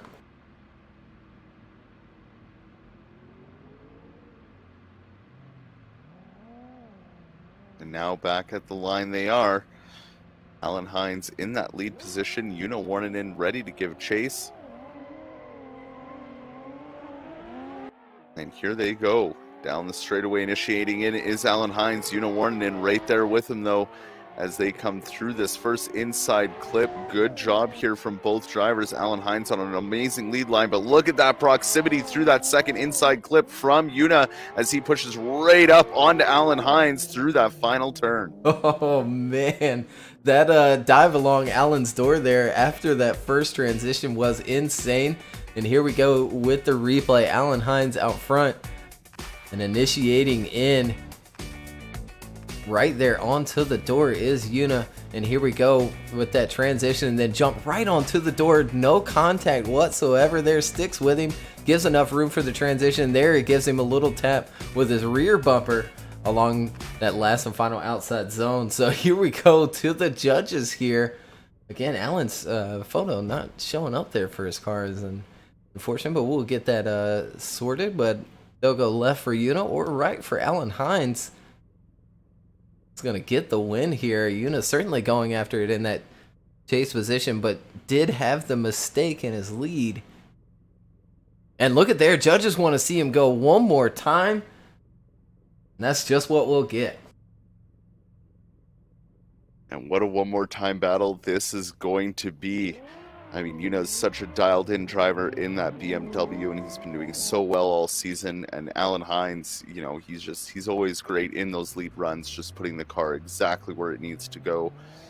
So this is going to be a really good one more time battle to see who's going to get that last spot and face off against Zach O'Sullivan. Not only that, but Alan Hines for points right now too, because Econ Pulesky has moved on from the grade 8. Alan Hines needs as many points as he can muster to hang on to that top position. So now we start the one more time battle. Una out front, initiating in. Alan Hines right with him, locking up that front tire a little bit. Going into Una, though, was Alan Hines as they transitioned from that first inside clip into the second, as Alan Hines tries to put that pressure and proximity down onto Una as they come through that final clipping zone and cross the line. Yeah, absolutely. Alan may be pushing a little bit too hard here in the chase position as we go back to the replay. Una out front and making a nice lead run here as he enters in with a ton of angle here. Does use a little bit of foot brake through that first turn. Alan was on it as well, but on a little bit inside line than Una had. There they go into that last and final outside zone with Alan pushing hard, finishing out the first half of their one more time.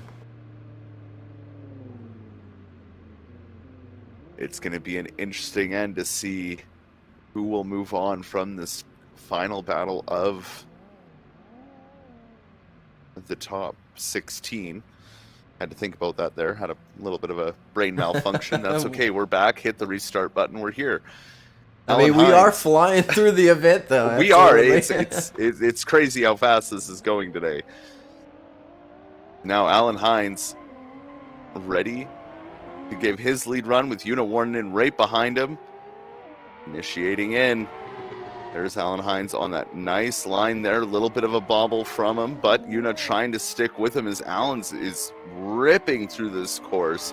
But Una sticking right there to him as they come through that final outside zone and across the line.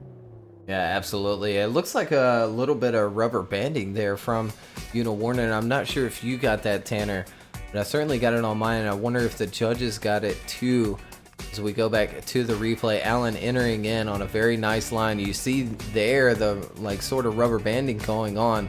If it was rubber banding, the gap wasn't established, and the judges will have to pay attention to that as they make their way through the remainder of the run. Alan with a fantastic lead, and Una right there with him. So we will go to those judges. Left for Una Warnen or right for Alan Hines. Who's going to get the win? Move on into the Great 8.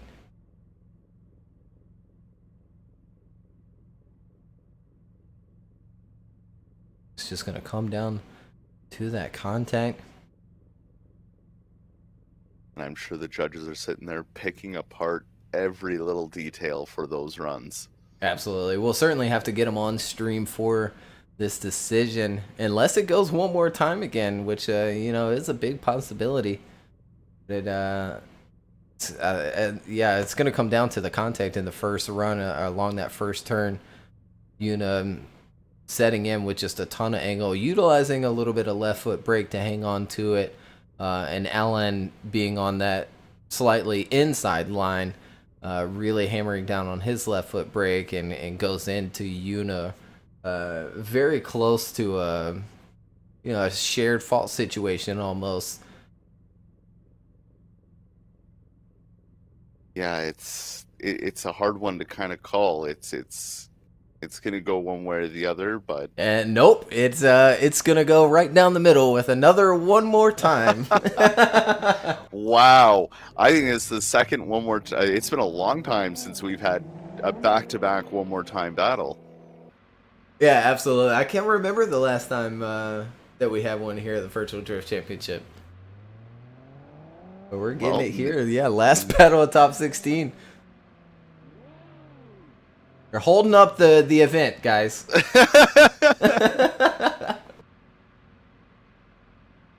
That's okay. This is worth it to see these two duke it out every time.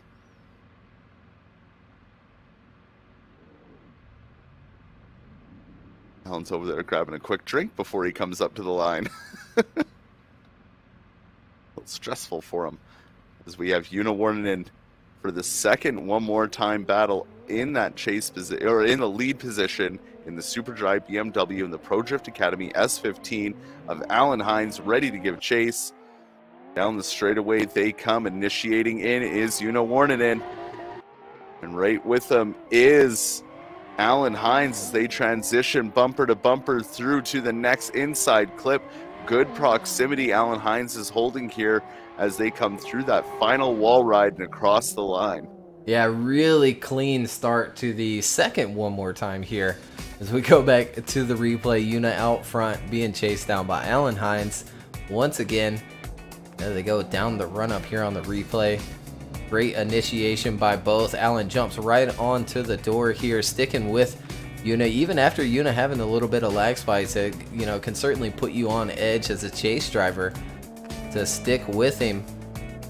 And there they go across that finish line. But if it does, come down to the lag, or if there's contact, during the lag, it will go against that person who doesn't have the best connection there and gets the lag. So it's just, it's tough to keep that in mind as a chase driver. Yeah, especially if you're suffering from some lag. I know if I was in a battle like this and I suffered some lag, I'd be running to every device in the house and shutting it off. As the lights go out for the second half of the second one more time battle. Initiating in is Alan Hines. In that lead position, right with him though is Una Warninen as they transition from that first inside clip down the outside zone to the second inside clip on a go, man, right bumper to bumper on that transition, and on the door to Alan Hines was Una Warninen. Oh man, he certainly was. Again, going after it here in the chase position this time. Alan Hines out front. Una in tow, initiating in with him a little bit. Less angle and line from Una, not quite as deep through turn one, but sticks with Alan. Great transition by both, sticking with him once again, and there he is along the bumper, and both filling that last and final outside zone. And we'll go to the judges once again between these two. Left for Una or right for Alan Hines. And a lot of love for Una in the chat, but look at there, they're going right for Alan Hines. Alan's going to get the win here in the top 16, our last and final one of top 16. He'll face Zach O'Sullivan.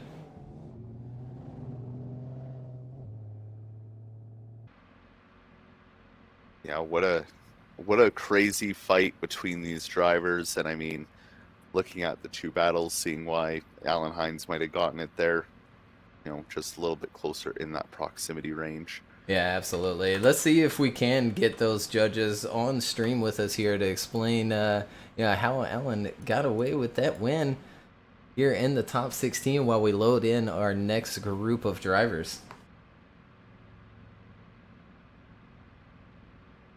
Quickly explain to stream as well then.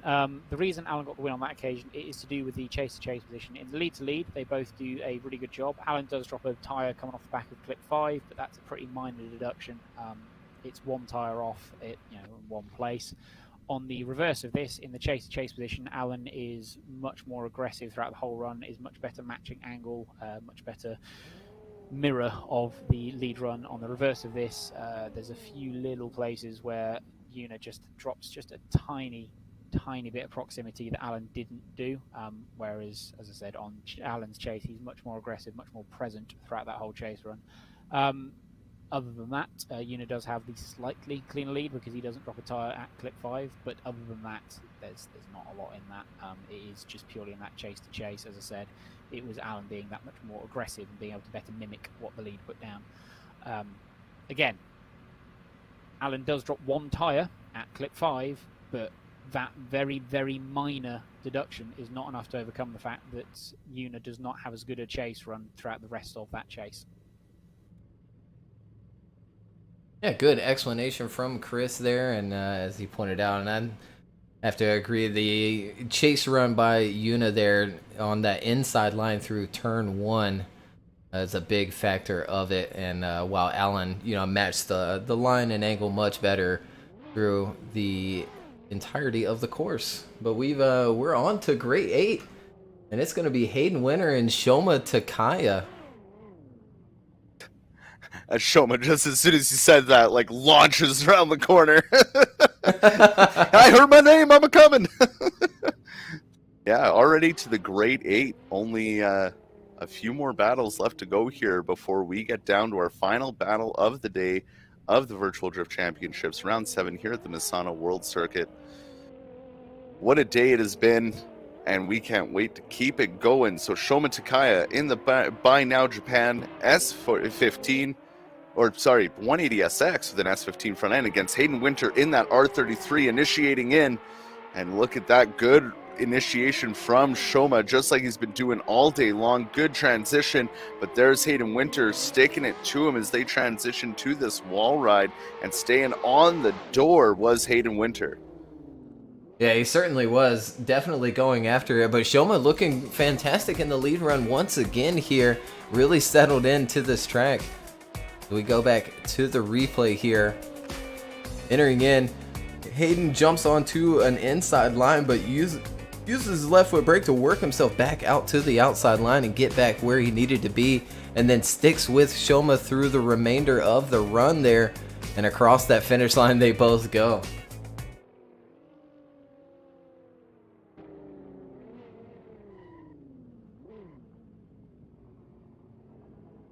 And now they are flipped around and ready for the second half of their Grade 8 battle. Hayden Winter now to give his lead run, with Shoma giving chase.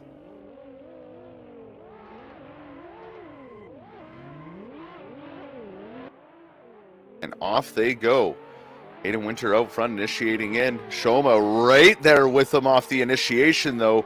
Good line from Hayden Winter out front. Shoma almost not leaving enough room for that transition and grabbing the bumper twice now of Hayden Winter, but just sticking to the door. Shoma wants this win. Yeah, definitely going after it there in that chase position. Here we go with the replay with Hayden out front and Shoma giving chase. Nice through the chicane there, down the run up. Good initiation by both those drivers, but Shoma able to jump onto the door of Hayden Winter very early on, right up under him for the transition there, stuffing his bumper in there and then doing it again.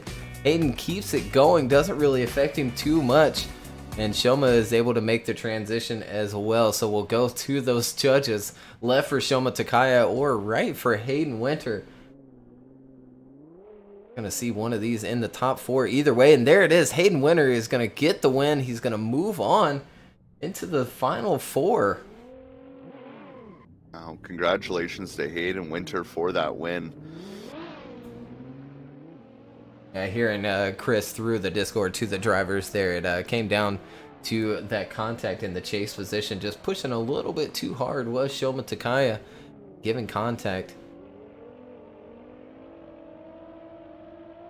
Now we have our next battle underway already. Econ Pulesky in his D-Max S14 against Rhys Tatterson in that Pro Drift Academy S15, initiating in and right door to door to each other are Econ and Rhys Tatterson as they transition to this next inside clip. And look at that good proximity there from Rhys Tatterson in that chase position, but an amazing lead line out front from Econ Pulesky. Yeah, it certainly was. Here we go back to the replay as I have a bit of America go by my house there. Here we go with Econ out front, initiating in. Rhys jumping right onto the door of Econ. A long inside clip, backs up for the transition, and then jumps right back into the pocket with Econ Pulesky out front. There they go into the last and final outside zone and finishing it out. Good showing by both those drivers in the first half of their battle.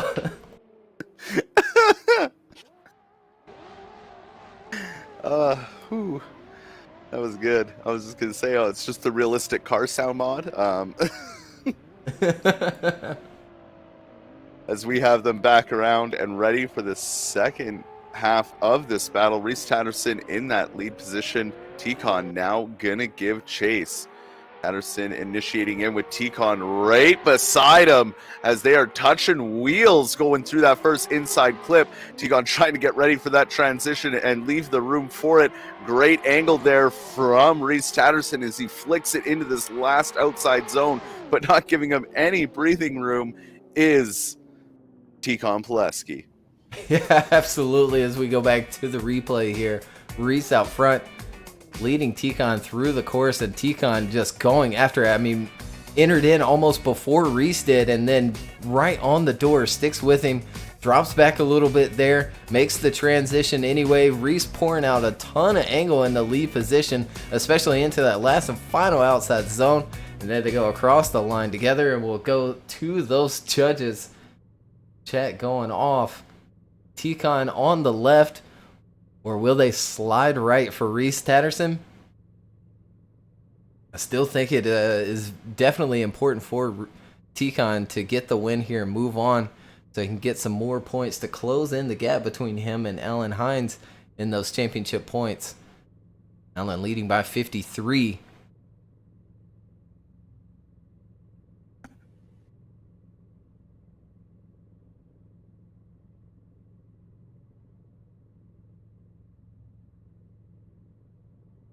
Getting quite a bit of Econs in the chat. Chris goes one more time, but Ed and Matt choose Econ. Econ gets the win over Alan's teammate Rhys Tatterson.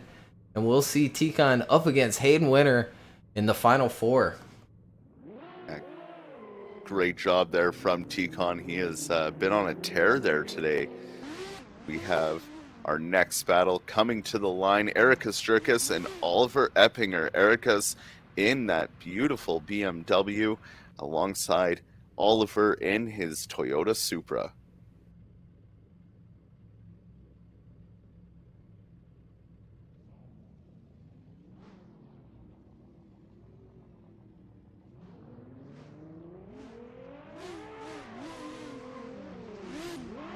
And off they go. Initiating in is Ericus in that lead position. Right behind him, though, and beside him is Oliver on the door of Ericus through those first two clips as they transition now to the final half of this course. A little bit of a gap there, playing it a bit easy as they transition. Now getting back up on the door was Oliver to Ericus. Yeah, Oliver really going after it there in his chase run against Ericus. Jerkis here as we go to this replay. Ericus out to a nice initiation, but look at Oliver right there in his Supra, jumping onto the door, sticking with him through turn 1, giving enough room to make that transition and sticking with Ericus through turn 2. Last and final transition right on the bumper of Ericus, and there they go across that finish line. Either way, overall, solid lead from Ericus, but he certainly needs to go after it here in the chase position against Oliver. He sure does. He's got to bring the same amount of aggression that Oliver was bringing, unless Oliver makes a major mistake in this lead position. Now we wait for those lights to go out for the second half of this battle. Down the long straight they come. Oliver out front initiating in. Erica's almost right there with them. Little bit of a gap there as they come through that inside clip, transitioning now for the next one. Now the pressure is starting to be put on by Ericus as they transition and get onto that wall ride, and into the wall a little bit goes Oliver, but holding it together to finish it out. Yeah, he did a good job to hang on to it there, being pushed along by Ericus in that chase position. Here we go with the replay. Good through the chicane. Ericus staying right there with him on the run up and entering with Oliver.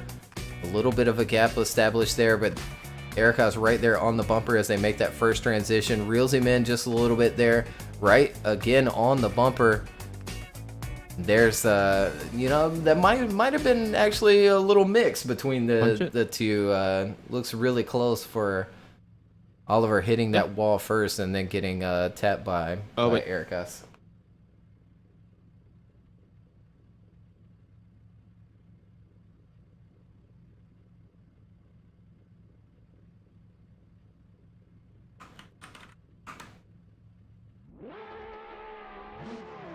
So we're going to see him one more time. Ericus, Jerkis, and Oliver Eppinger. And between the two, I think it's well deserved. It's a good battle between these two. But like I said, with the level of competition right now, I can understand if we almost see it one more time on almost every battle till the finals.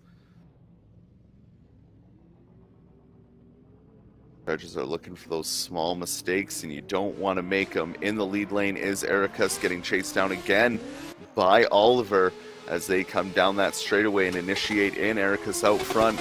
Oliver getting right up on the door once again. A little maybe contact there, kind of a weird jump that his car did as they transition, and he gets right back up with that proximity as they transition again onto the wall ride. And look at that there, Oliver hugging that door as they come across the finish. Yeah, once again pushing hard in that chase position is Oliver Eppinger as we go back to the replay. Ericus out front during the first half of this one more time between the two. Ericus entering in. Oliver again right there with him. Backing off just a little bit there for the transition, then jumps right back into the pocket with Ericus into outside zone 3, and there they go into 4, filling that zone and across the finish line.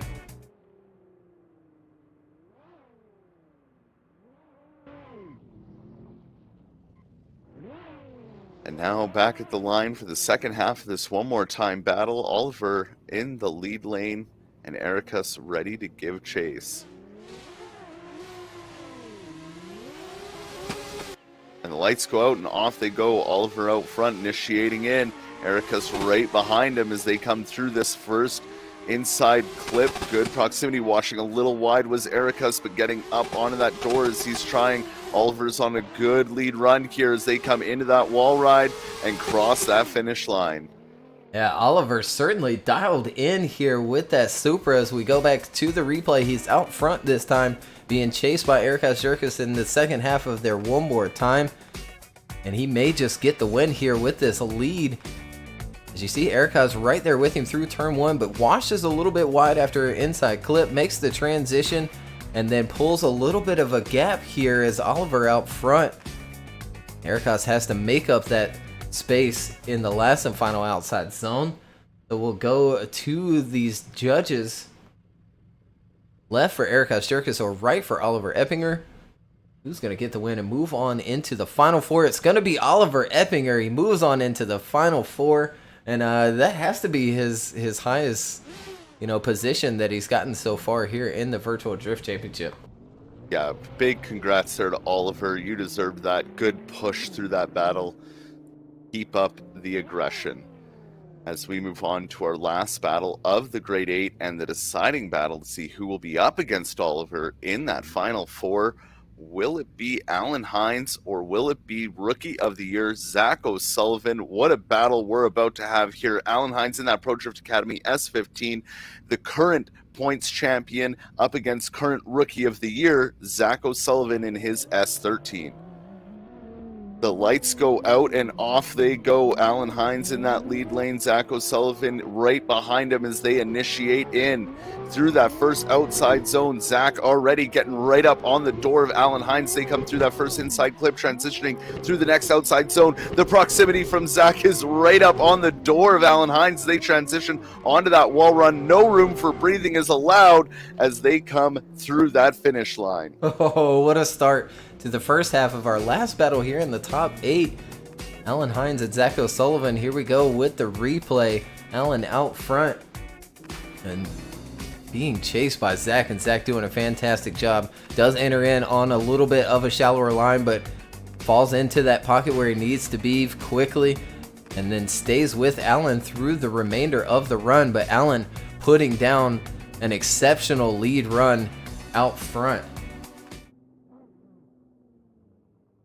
Yeah, Zach really sticking it to Alan there on that one, going, hey, I'm just as good. Let me put it on your door here while I follow you around. But we all know Alan, he can put these amazing lead runs down that just make it really nice for the chase driver to follow. So now it's going to come down to Zach's lead run here, as Zach is now out front. Alan Hines is going to be chasing him down the straightaway. They come initiating in through that first outside zone. Good initiation by both drivers. Zach on a great line here, but already the proximity from Alan Hines is right where Zach was as they come through that outer zone, transitioning now to the wall ride, putting it on the wall, and wow, coming across that line. Ooh, this is going to be another really close one here. We'll go back to the replay for the second half of their battle. Zach out front, being chased by Alan Hines. There they go, entering in all the way out there to that outside is Zach on a great line here. Alan right there with him, backs off, gives him enough room, reels him in slowly there for outside zone 3. And then there they go through the final outside zone and across the finish line. And we'll go to those judges. They'll go left for Alan Hines or right for Zach O'Sullivan.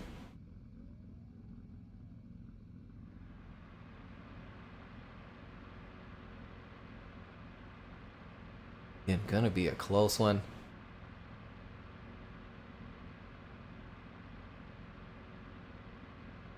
Seems a little mixed in the chat as well between the two.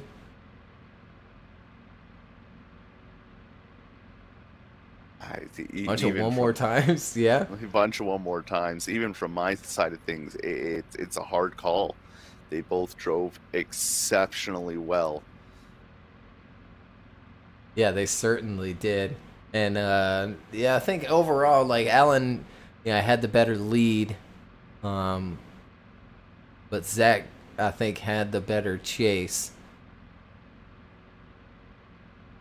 Yeah, it's so tough. We're just gonna have to wait on these judges to see which one is gonna get the win. Bunch of one more times in chat. Alan's, some Zach's. what Ruben said.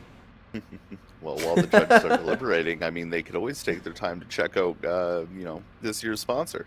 Yeah, griproll.com.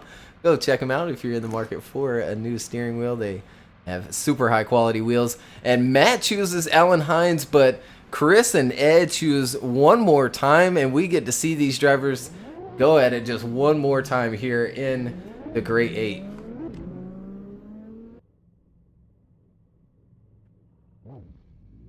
What an awesome decision. One more time between these two.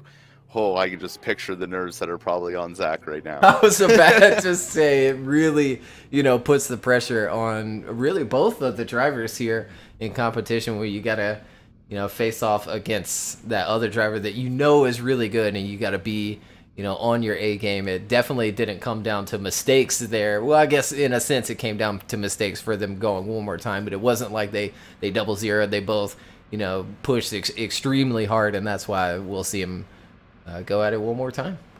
And that's what makes these one more times the best. It's like there was so close that even the judges couldn't decide who should take it. So let's do it again, and let's see if there's a more definitive winner. Alan Hines in the Pro Drift Academy S15 in that lead lane, getting chased down by Zach O'Sullivan, initiating in through that outer zone. A little bit on the inside, though, was Zach O'Sullivan, trying to catch up on that proximity that he had on that first run, but now pushing Alan Hines through that inside clip as they transition and get up onto that wall, and there's Zach right on the door.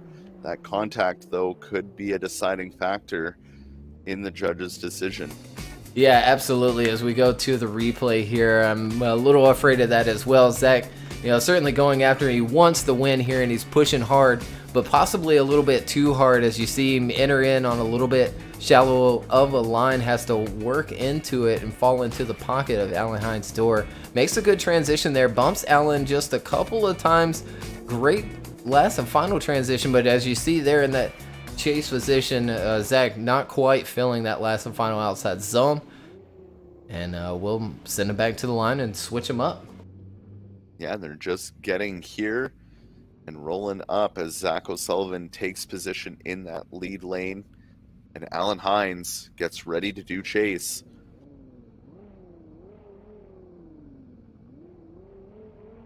As they wait for those three lights to go off and start the second half of this one more time battle. Who's going up against Oliver in that top four?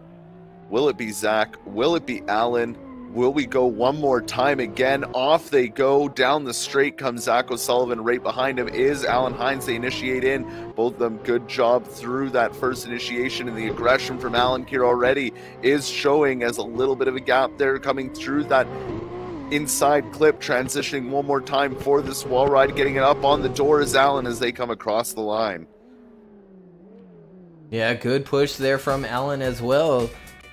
We go back to the replay. Zach out front here in the second half of their one more time. Last and final battle of top 8. Good initiation by both. Alan matching that line and angle just a little bit better there, as well as proximity through that first turn, right on the bumper through that first transition as well. Zach doing a fantastic job out front too, though, settling in a little bit late to that last and final outside wall. Doesn't quite fill that outside zone. And Alan's stuck right there with him as they cross that finish line. So we'll go to the judges, left for Alan Hines or right for Zach O'Sullivan. And there they go, left for Alan Hines. He's going to get the win, move on into the top 4, but amazing show by Zach O'Sullivan here today. Yeah, if anything, if I was Zach, I would not take that as a loss. I would take that as I made it into a one more time with you. I forced it into a one more time, and take that as my little chip on the shoulder there. Absolutely. After the first half of that battle, I heard Zach apologizing about something there in Discord to Alan. I'm not sure, and maybe that the little taps that he had or something like that. But he knew he made a mistake in that chase position, as I hear him now as well. But overall, I mean, great showing from Zach, to say the least here today, and he's just been showing out this season, and well deserved here in the Rookie of the Year that he currently holds. only one more round to solidify that Rookie of the Year, and if Zach puts on another performance like that, I'm sure it will be. As we have our first battle of the top 4 at the line, ready to go in the D-Max S14 is Econ Pulesky, getting chased down by that GRP R33 of Hayden Winter. Initiating in is Econ Pulesky through that first outer zone, but look at the proximity from Hayden Winter there as they transition to the next inside clip. Hayden Winter really trying to put it on the door of Econ there as they transition to this last outer zone and finishing off side by side. Oh man, Hayden Winter really pushing hard here in the chase position in his R33 against Econ Pulesky, currently sitting second in that championship points here, entering in nicely. And as you pointed out, Hayden just on a tear here in that chase position, right along the bumper of Econ, filling those outside zones and transitioning with him once more for that last and final wall run. There they go across the line. We'll switch them up. Yeah, we sure will. And like, it's kind of interesting because, we had Rookie versus, a veteran in the sport, Zach versus Alan Hines. And now we're having Rookie Hayden Winter against a veteran in the sport, Econ Pulesky. And it's almost like watching the exact same battle. So now back at the line, flipped around, Hayden Winter in the lead position. The lights go out. Econ Pulesky is going to chase him down. This is a set of pink lights I never want to see in my rearview mirror as they initiate in, going through that first outer zone. Good initiation and first lead little line there from Hayden Winter. Econ transitioning, getting up onto the door of Hayden, leaving enough room for the transition, bumping Hayden into the wall. Oh man, like as you said that, giving enough room for the transition, I don't think he did. He didn't. I don't think he did. We'll go back to the replay here. Hayden out front. This could be wow. Hayden Winter in the final versus Oliver Eppinger would be nuts. And there they go, entering in on the replay, almost messing Econ up, but he hangs on to it, sticking with him right up on the bumper as they make that first transition. Econ again sticking with him, and yeah, just bumping right into his back bumper there and stopping the transition from happening. We'll go to the judges. We'll let them break it down, make sure they see the right thing and are making the right call here. But definitely seems to be the case. Econ stopping Hayden from making his transition into the last and final outside zone. Yeah, and I mean, like we say, we call it from how we see it. The judges have a lot more data and detail to go over. And so as we see it like you fans do.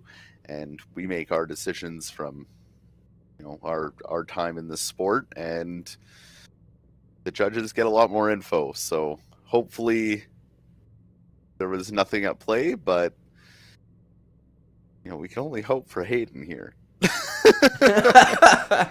It could definitely make things more interesting, but it could separate the points even more as well if Econ loses here in the top 4 and Alan gets the win over Oliver Eppinger and moves on into the final and then wins the event as well. It'd be a little bit more of a point spread. But then if Econ loses here in the top 4, he still has a chance at third place after these 2 battles. Well, this battle coming up.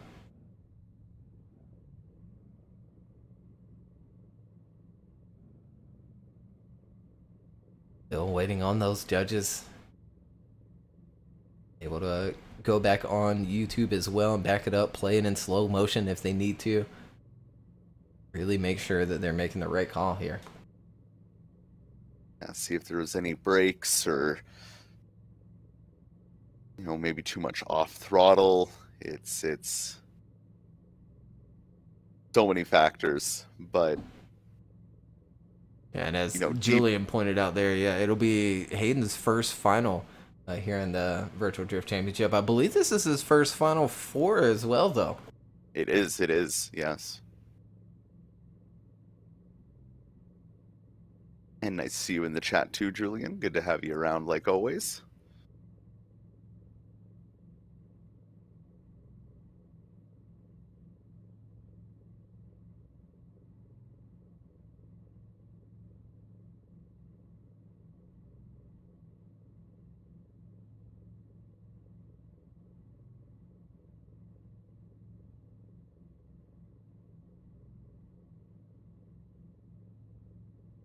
And we'll know the outcome of the contact there, depending on which way this goes. Econ gets it, it'll come down to Hayden, and I think we'll have to get him on stream for that one as well. Yeah, 100%. Yeah, they have that extra information. It could slow the replays down and stuff like that. So again, while we're waiting, griproyal.com, they check it out. They have sim stuff now. You can get adapters. You can get one of their wheels. They got Certainly adapters, I believe, for Logitech, Thrustmaster, and Fanatec. They have. Yeah, you won't need put any one. Well, wheel you'll on. need the recentering adapter that they have, as their template is a little different. But Hayden Winter's going to get the win over Econ Pulesky and move on into the finals. Wow, good on Hayden. Wow. Chat exploding there for Hayden Winter. We're certainly proud of him today to see him in the finals. And he'll face off against the winner of our next battle here, waiting at the line. Big congratulations to Hayden. He's got to be feeling really good about that. As we have our next, do we want a judge's decision or deliberation before we send these two, or is that straightforward enough? Yeah, it came down to exactly that contact there and the chase position. But here they go. Alrighty, so up next, the last battle of the top four, Oliver Eppinger versus Alan Hines. Alan Hines in that chase position, Oliver in the lead lane. Alan Hines really pushing up onto Oliver there from the start, but what a great run from Oliver in this lead position, putting the car exactly where it needs to go, and Alan just sticking right there with him.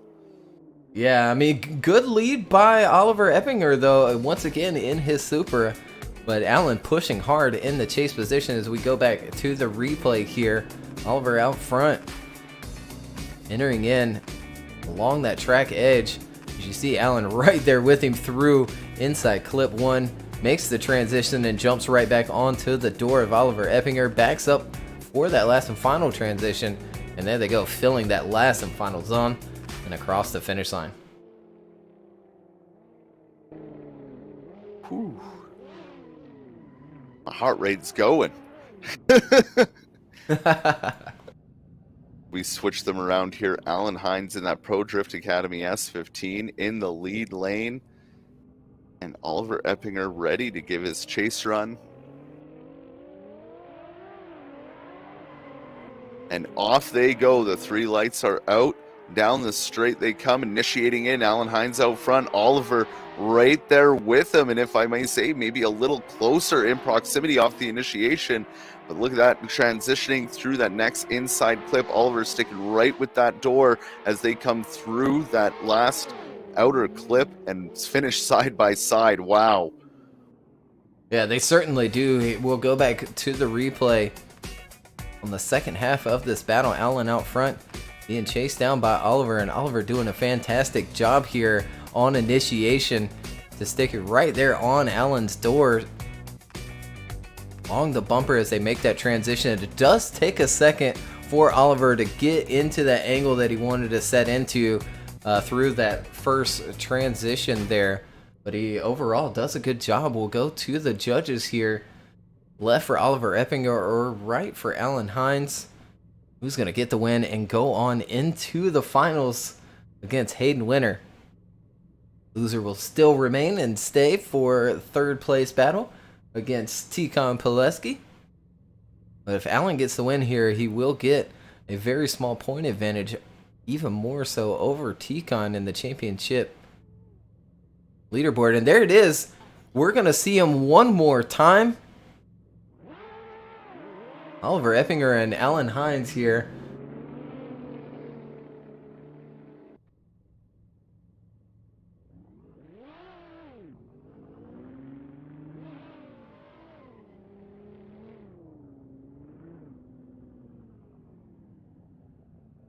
And here they are back at the line, ready to duke it out one more time. Oliver out front, Alan Hines giving chase.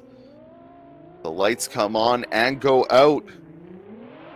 And here they go down that straightaway. Oliver out front, initiating in. Alan Hines pushing up to that door as beautiful lead line there from, a little contact, pushing Oliver almost off course, forcing 2 tires off there. Sorry, I stuttered, but there was a lot that happened really quick there. It was a lot going on as we'll go back to the replay of the first half of this one more battle here in the top 4. Oliver Eppinger leading Alan Hines. Both of them entering in there. Nice snap initiation. Oliver on the correct line there. Alan right there with him as they make that first transition. Gets a little nudge from Alan, and then Oliver washes out. So it'll be interesting if that little nudge there is the reason why, Oliver washed just a little bit wide, or was he already, pushing out as he did go just a little wide past inside clip too.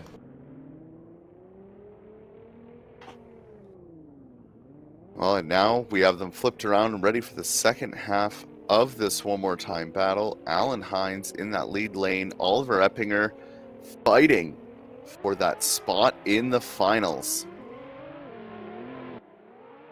Off they go. Alan Hines out front, initiating in. Oliver Eppinger right there with him, though, as they come through this first inside clip. Good proximity. Right along the bumper and right back on the door is Oliver Eppinger with a little touch there to the front fender of Alan Hines as they come through that final clipping zone. Wow. Yeah, the level today is something else. As we go back to the replay here, Alan out front this time, leading Oliver Eppinger. Oliver right there on his bumper as they go through their run-up, and then jumping onto the door early through turn 1. And there's that transition from Oliver as Alan goes just a little wide past inside clip 1. Oliver sticks right there with him, and there they go across the finish line, with Oliver still applying that pressure in the chase position. Will go to the judges once again. They'll go left for Oliver Eppinger or right for Alan Hines. Who's going to get the win and move on into the finals against Hayden Winter?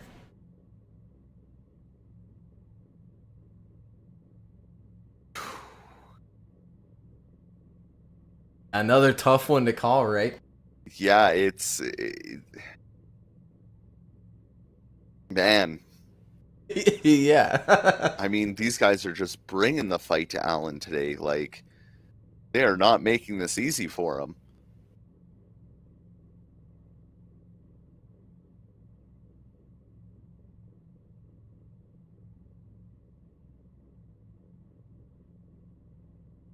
And the judges deliberate. A lot of love for Oliver in the chat, though. Chat wants to see Oliver move on into the final battle. And, Oliver's been a good friend of mine there for a long time. He's been around in the Discords for quite a while, so it'd be nice to see him move on into these finals. Especially against Hayden Winter, too. Hayden Winter, again, another rookie there that competed in a feeder event, and got to know him pretty well over that time as well. And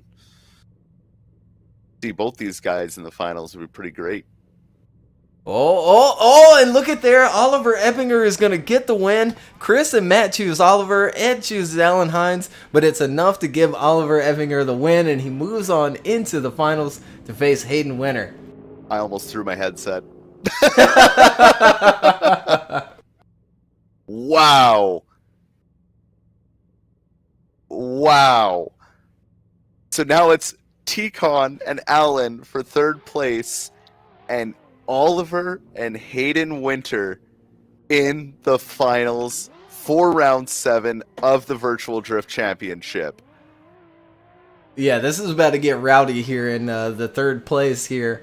As well as the finals, Hayden Winter and Oliver Eppinger. I hope they don't get too excited. And, well, I know they're both going to want it real bad, so they're going to bring everything they can. Yeah, absolutely. I mean, but we still have this third place battle coming up between Econ Pulesky and Alan Hines, so we still get to see them two face off against each other. First place position in the championship and second place position in the championship. If Alan gets the win, he moves ahead just a little bit in the points. If Econ gets the win, he closes that gap just a little bit more going into the last and final round.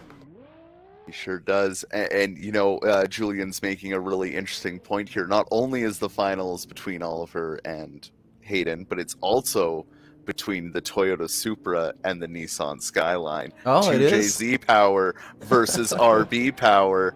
Who can take it? But we have a third place matchup to get through first. Econ Pulesky in the D-Max S14 against Alan Hines in his Pro Drift Academy S15. And off they go. Econ out front with a good start out of the gate, initiating in right with him, though. Oh, is Alan Hines. Didn't match the angle right off the bat, but he manages to make it work as they transition down into the second inside clip.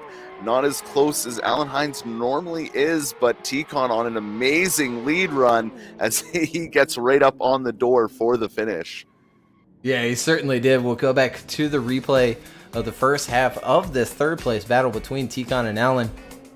And there they go down the straight here, initiating in. And as you pointed out, Alan didn't get settled into the angle until later through turn one, and then jumps back onto the door after the first transition. You see Econ pull away just a little bit there, but right on the bumper is Alan through the transition and that last and final zone. And we'll switch them up here.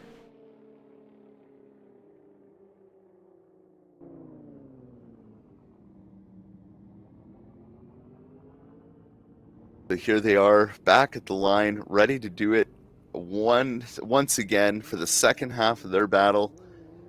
Alan Hines in that lead lane, Econ Pulesky giving chase. Who's going to take home third place today here, round 7?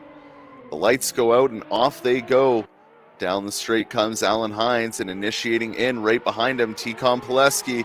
Good initiation from Alan, but look at that proximity from Econ, just backing off the last second to allow the transition. And look at again, right up on the door of Alan is transitioning onto the wall. Econ just sticking with him as they come across that line. And a little bump along the wall there to finish it out from Alan out front. But I think this may be enough from Econ here in the chase position to possibly get the win over Alan here. You see Econ entering in earlier than Alan did and sticking it to his door through turn one, and they're jumping back onto it after the first transition. Drops back a little bit too much there, but reels him in along that last and final outside zone. There they go across that finish line, and we'll go to the judges to see who gets the win here for third place of round 7. They'll go left for Econ Pulesky or right for Alan Hines. A lot of love for Econ in the chat. And there it is. Econ Pulesky gets the win. He gets third place today here at round 7 Misano World Circuit. And he'll close that points gap just a little bit here. The battle is not over for who's going to take the championship. But now we have to decide who's winning round 7. Is it going to be Oliver Eppinger in his JZA80 Toyota Supra or Hayden Winter in that R33 GRP Nissan Skyline? They are at the line and ready to do it for the finals here of the Virtual Drift Championships, round 7 at the Misano World Circuit. The lights go out and off they go down the straight. Ready to initiate in is Oliver, but right on him already is Hayden Winter, getting right up on that front fender as they transition into this second inside clip. Right door to door as they transition one more time for the wall ride. Putting the wing over the wall was Oliver, but on the door was Hayden. Yeah, if you were wondering if these two deserve to be here in this finals, there's your answer right there. What a fantastic lead run by Oliver Eppinger, and a great chase run by Hayden Winter as we go to the replay here. Great initiation by both of them. Hayden doing a fantastic job matching the line and angle there in that chase position. Right on the bumper of Oliver Eppinger as they make that first transition. And there they go into the final outside zone and across that finish line together.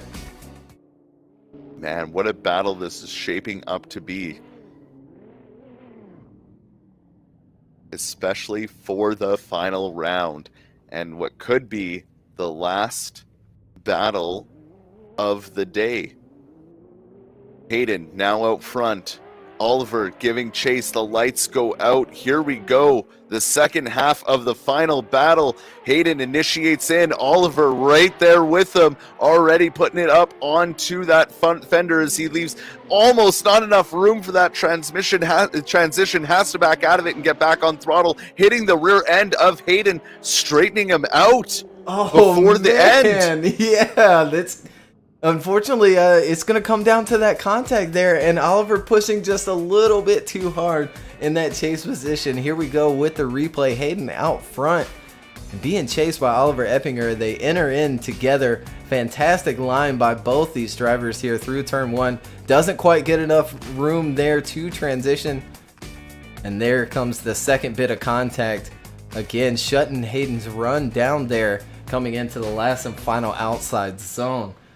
So we will go to the judges one more time, but I think that is going to do it, and Hayden's going to get the win here. Let's wait and see which way they go, left for Hayden Winter or right for Oliver Eppinger. Both drivers did a fantastic job today, regardless of who takes home the win here.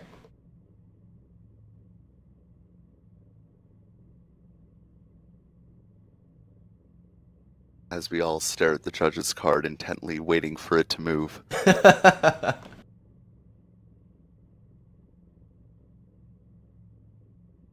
Judges being dared into sending them one more time. One more time, you won't. Judges on the other line, bet.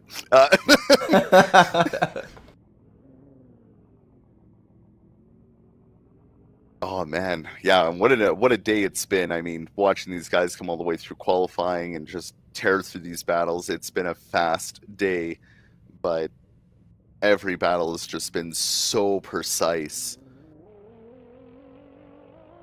Yeah, it certainly has a ton of close battles here, and we still got to see Alan and Econ go at it there for the third place battle. Econ getting the win there.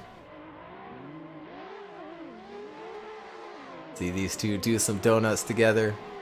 Again, well deserved. Hats off to these drivers. Another guy, one more time for content. We do read chat, guys. We do. When we can. When we can, yes, exactly. A lot going on in the background to keep everything running smoothly. Well, I meant more of literal. Oh, all right, hold on. Is this real? One more time is up on the screen. Yep, judges told him to grab fresh tires. We're going to see him one more time. One more time between the two! So there you go. You called out the judges and they told you.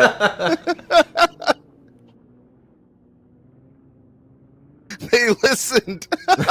They listened. Oh, man. All right. Well, we're going one more time for the finals. More drifting, more content. Oliver Eppinger in his JZA80 Supra from Drift Spec there, and Hayden Winter with that GRP R33. Initiating in is Oliver, but right up on the door is Hayden Winter as they come through. That first inside clip transitioning through the outer zone. Hayden giving him a little bit of a bump there in that fender as they transition one more time around that long wall ride, but door to door as they come across that line. Oh, man. Here we go with the replay to the first half of their one more time here.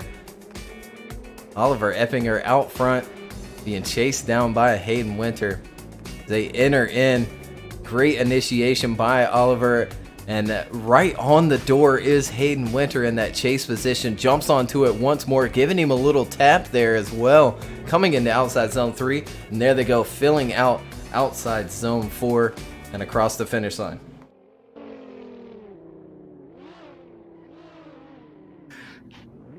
Chat's got me laughing too hard over here. You guys are amazing. So here we go. Back around and ready to go. The second half of the one more time battle for the finals. Who's it going to be? Hayden Winter or Oliver Eppinger? R33 or JZA80 initiating in is Hayden Winter. Catching right up to that door, though, is Oliver, trying to get as close as Hayden was as they transition to the next inside clip and last two outer zones along the bumper is Oliver as he just puts it right up on the door as they cross the line. Oh, man. Oliver still pushing super hard there in that chase position. Here we go, back to the replay. Nice start by both of them.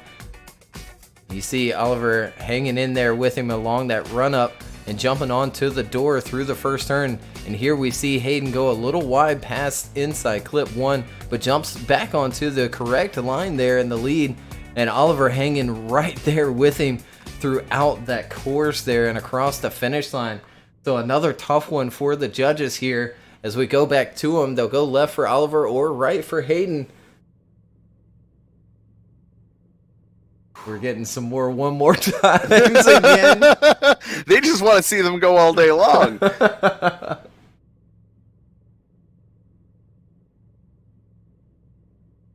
I mean, looking at it comes through really quickly, and Oliver Eppinger gets the win over Hayden Winter.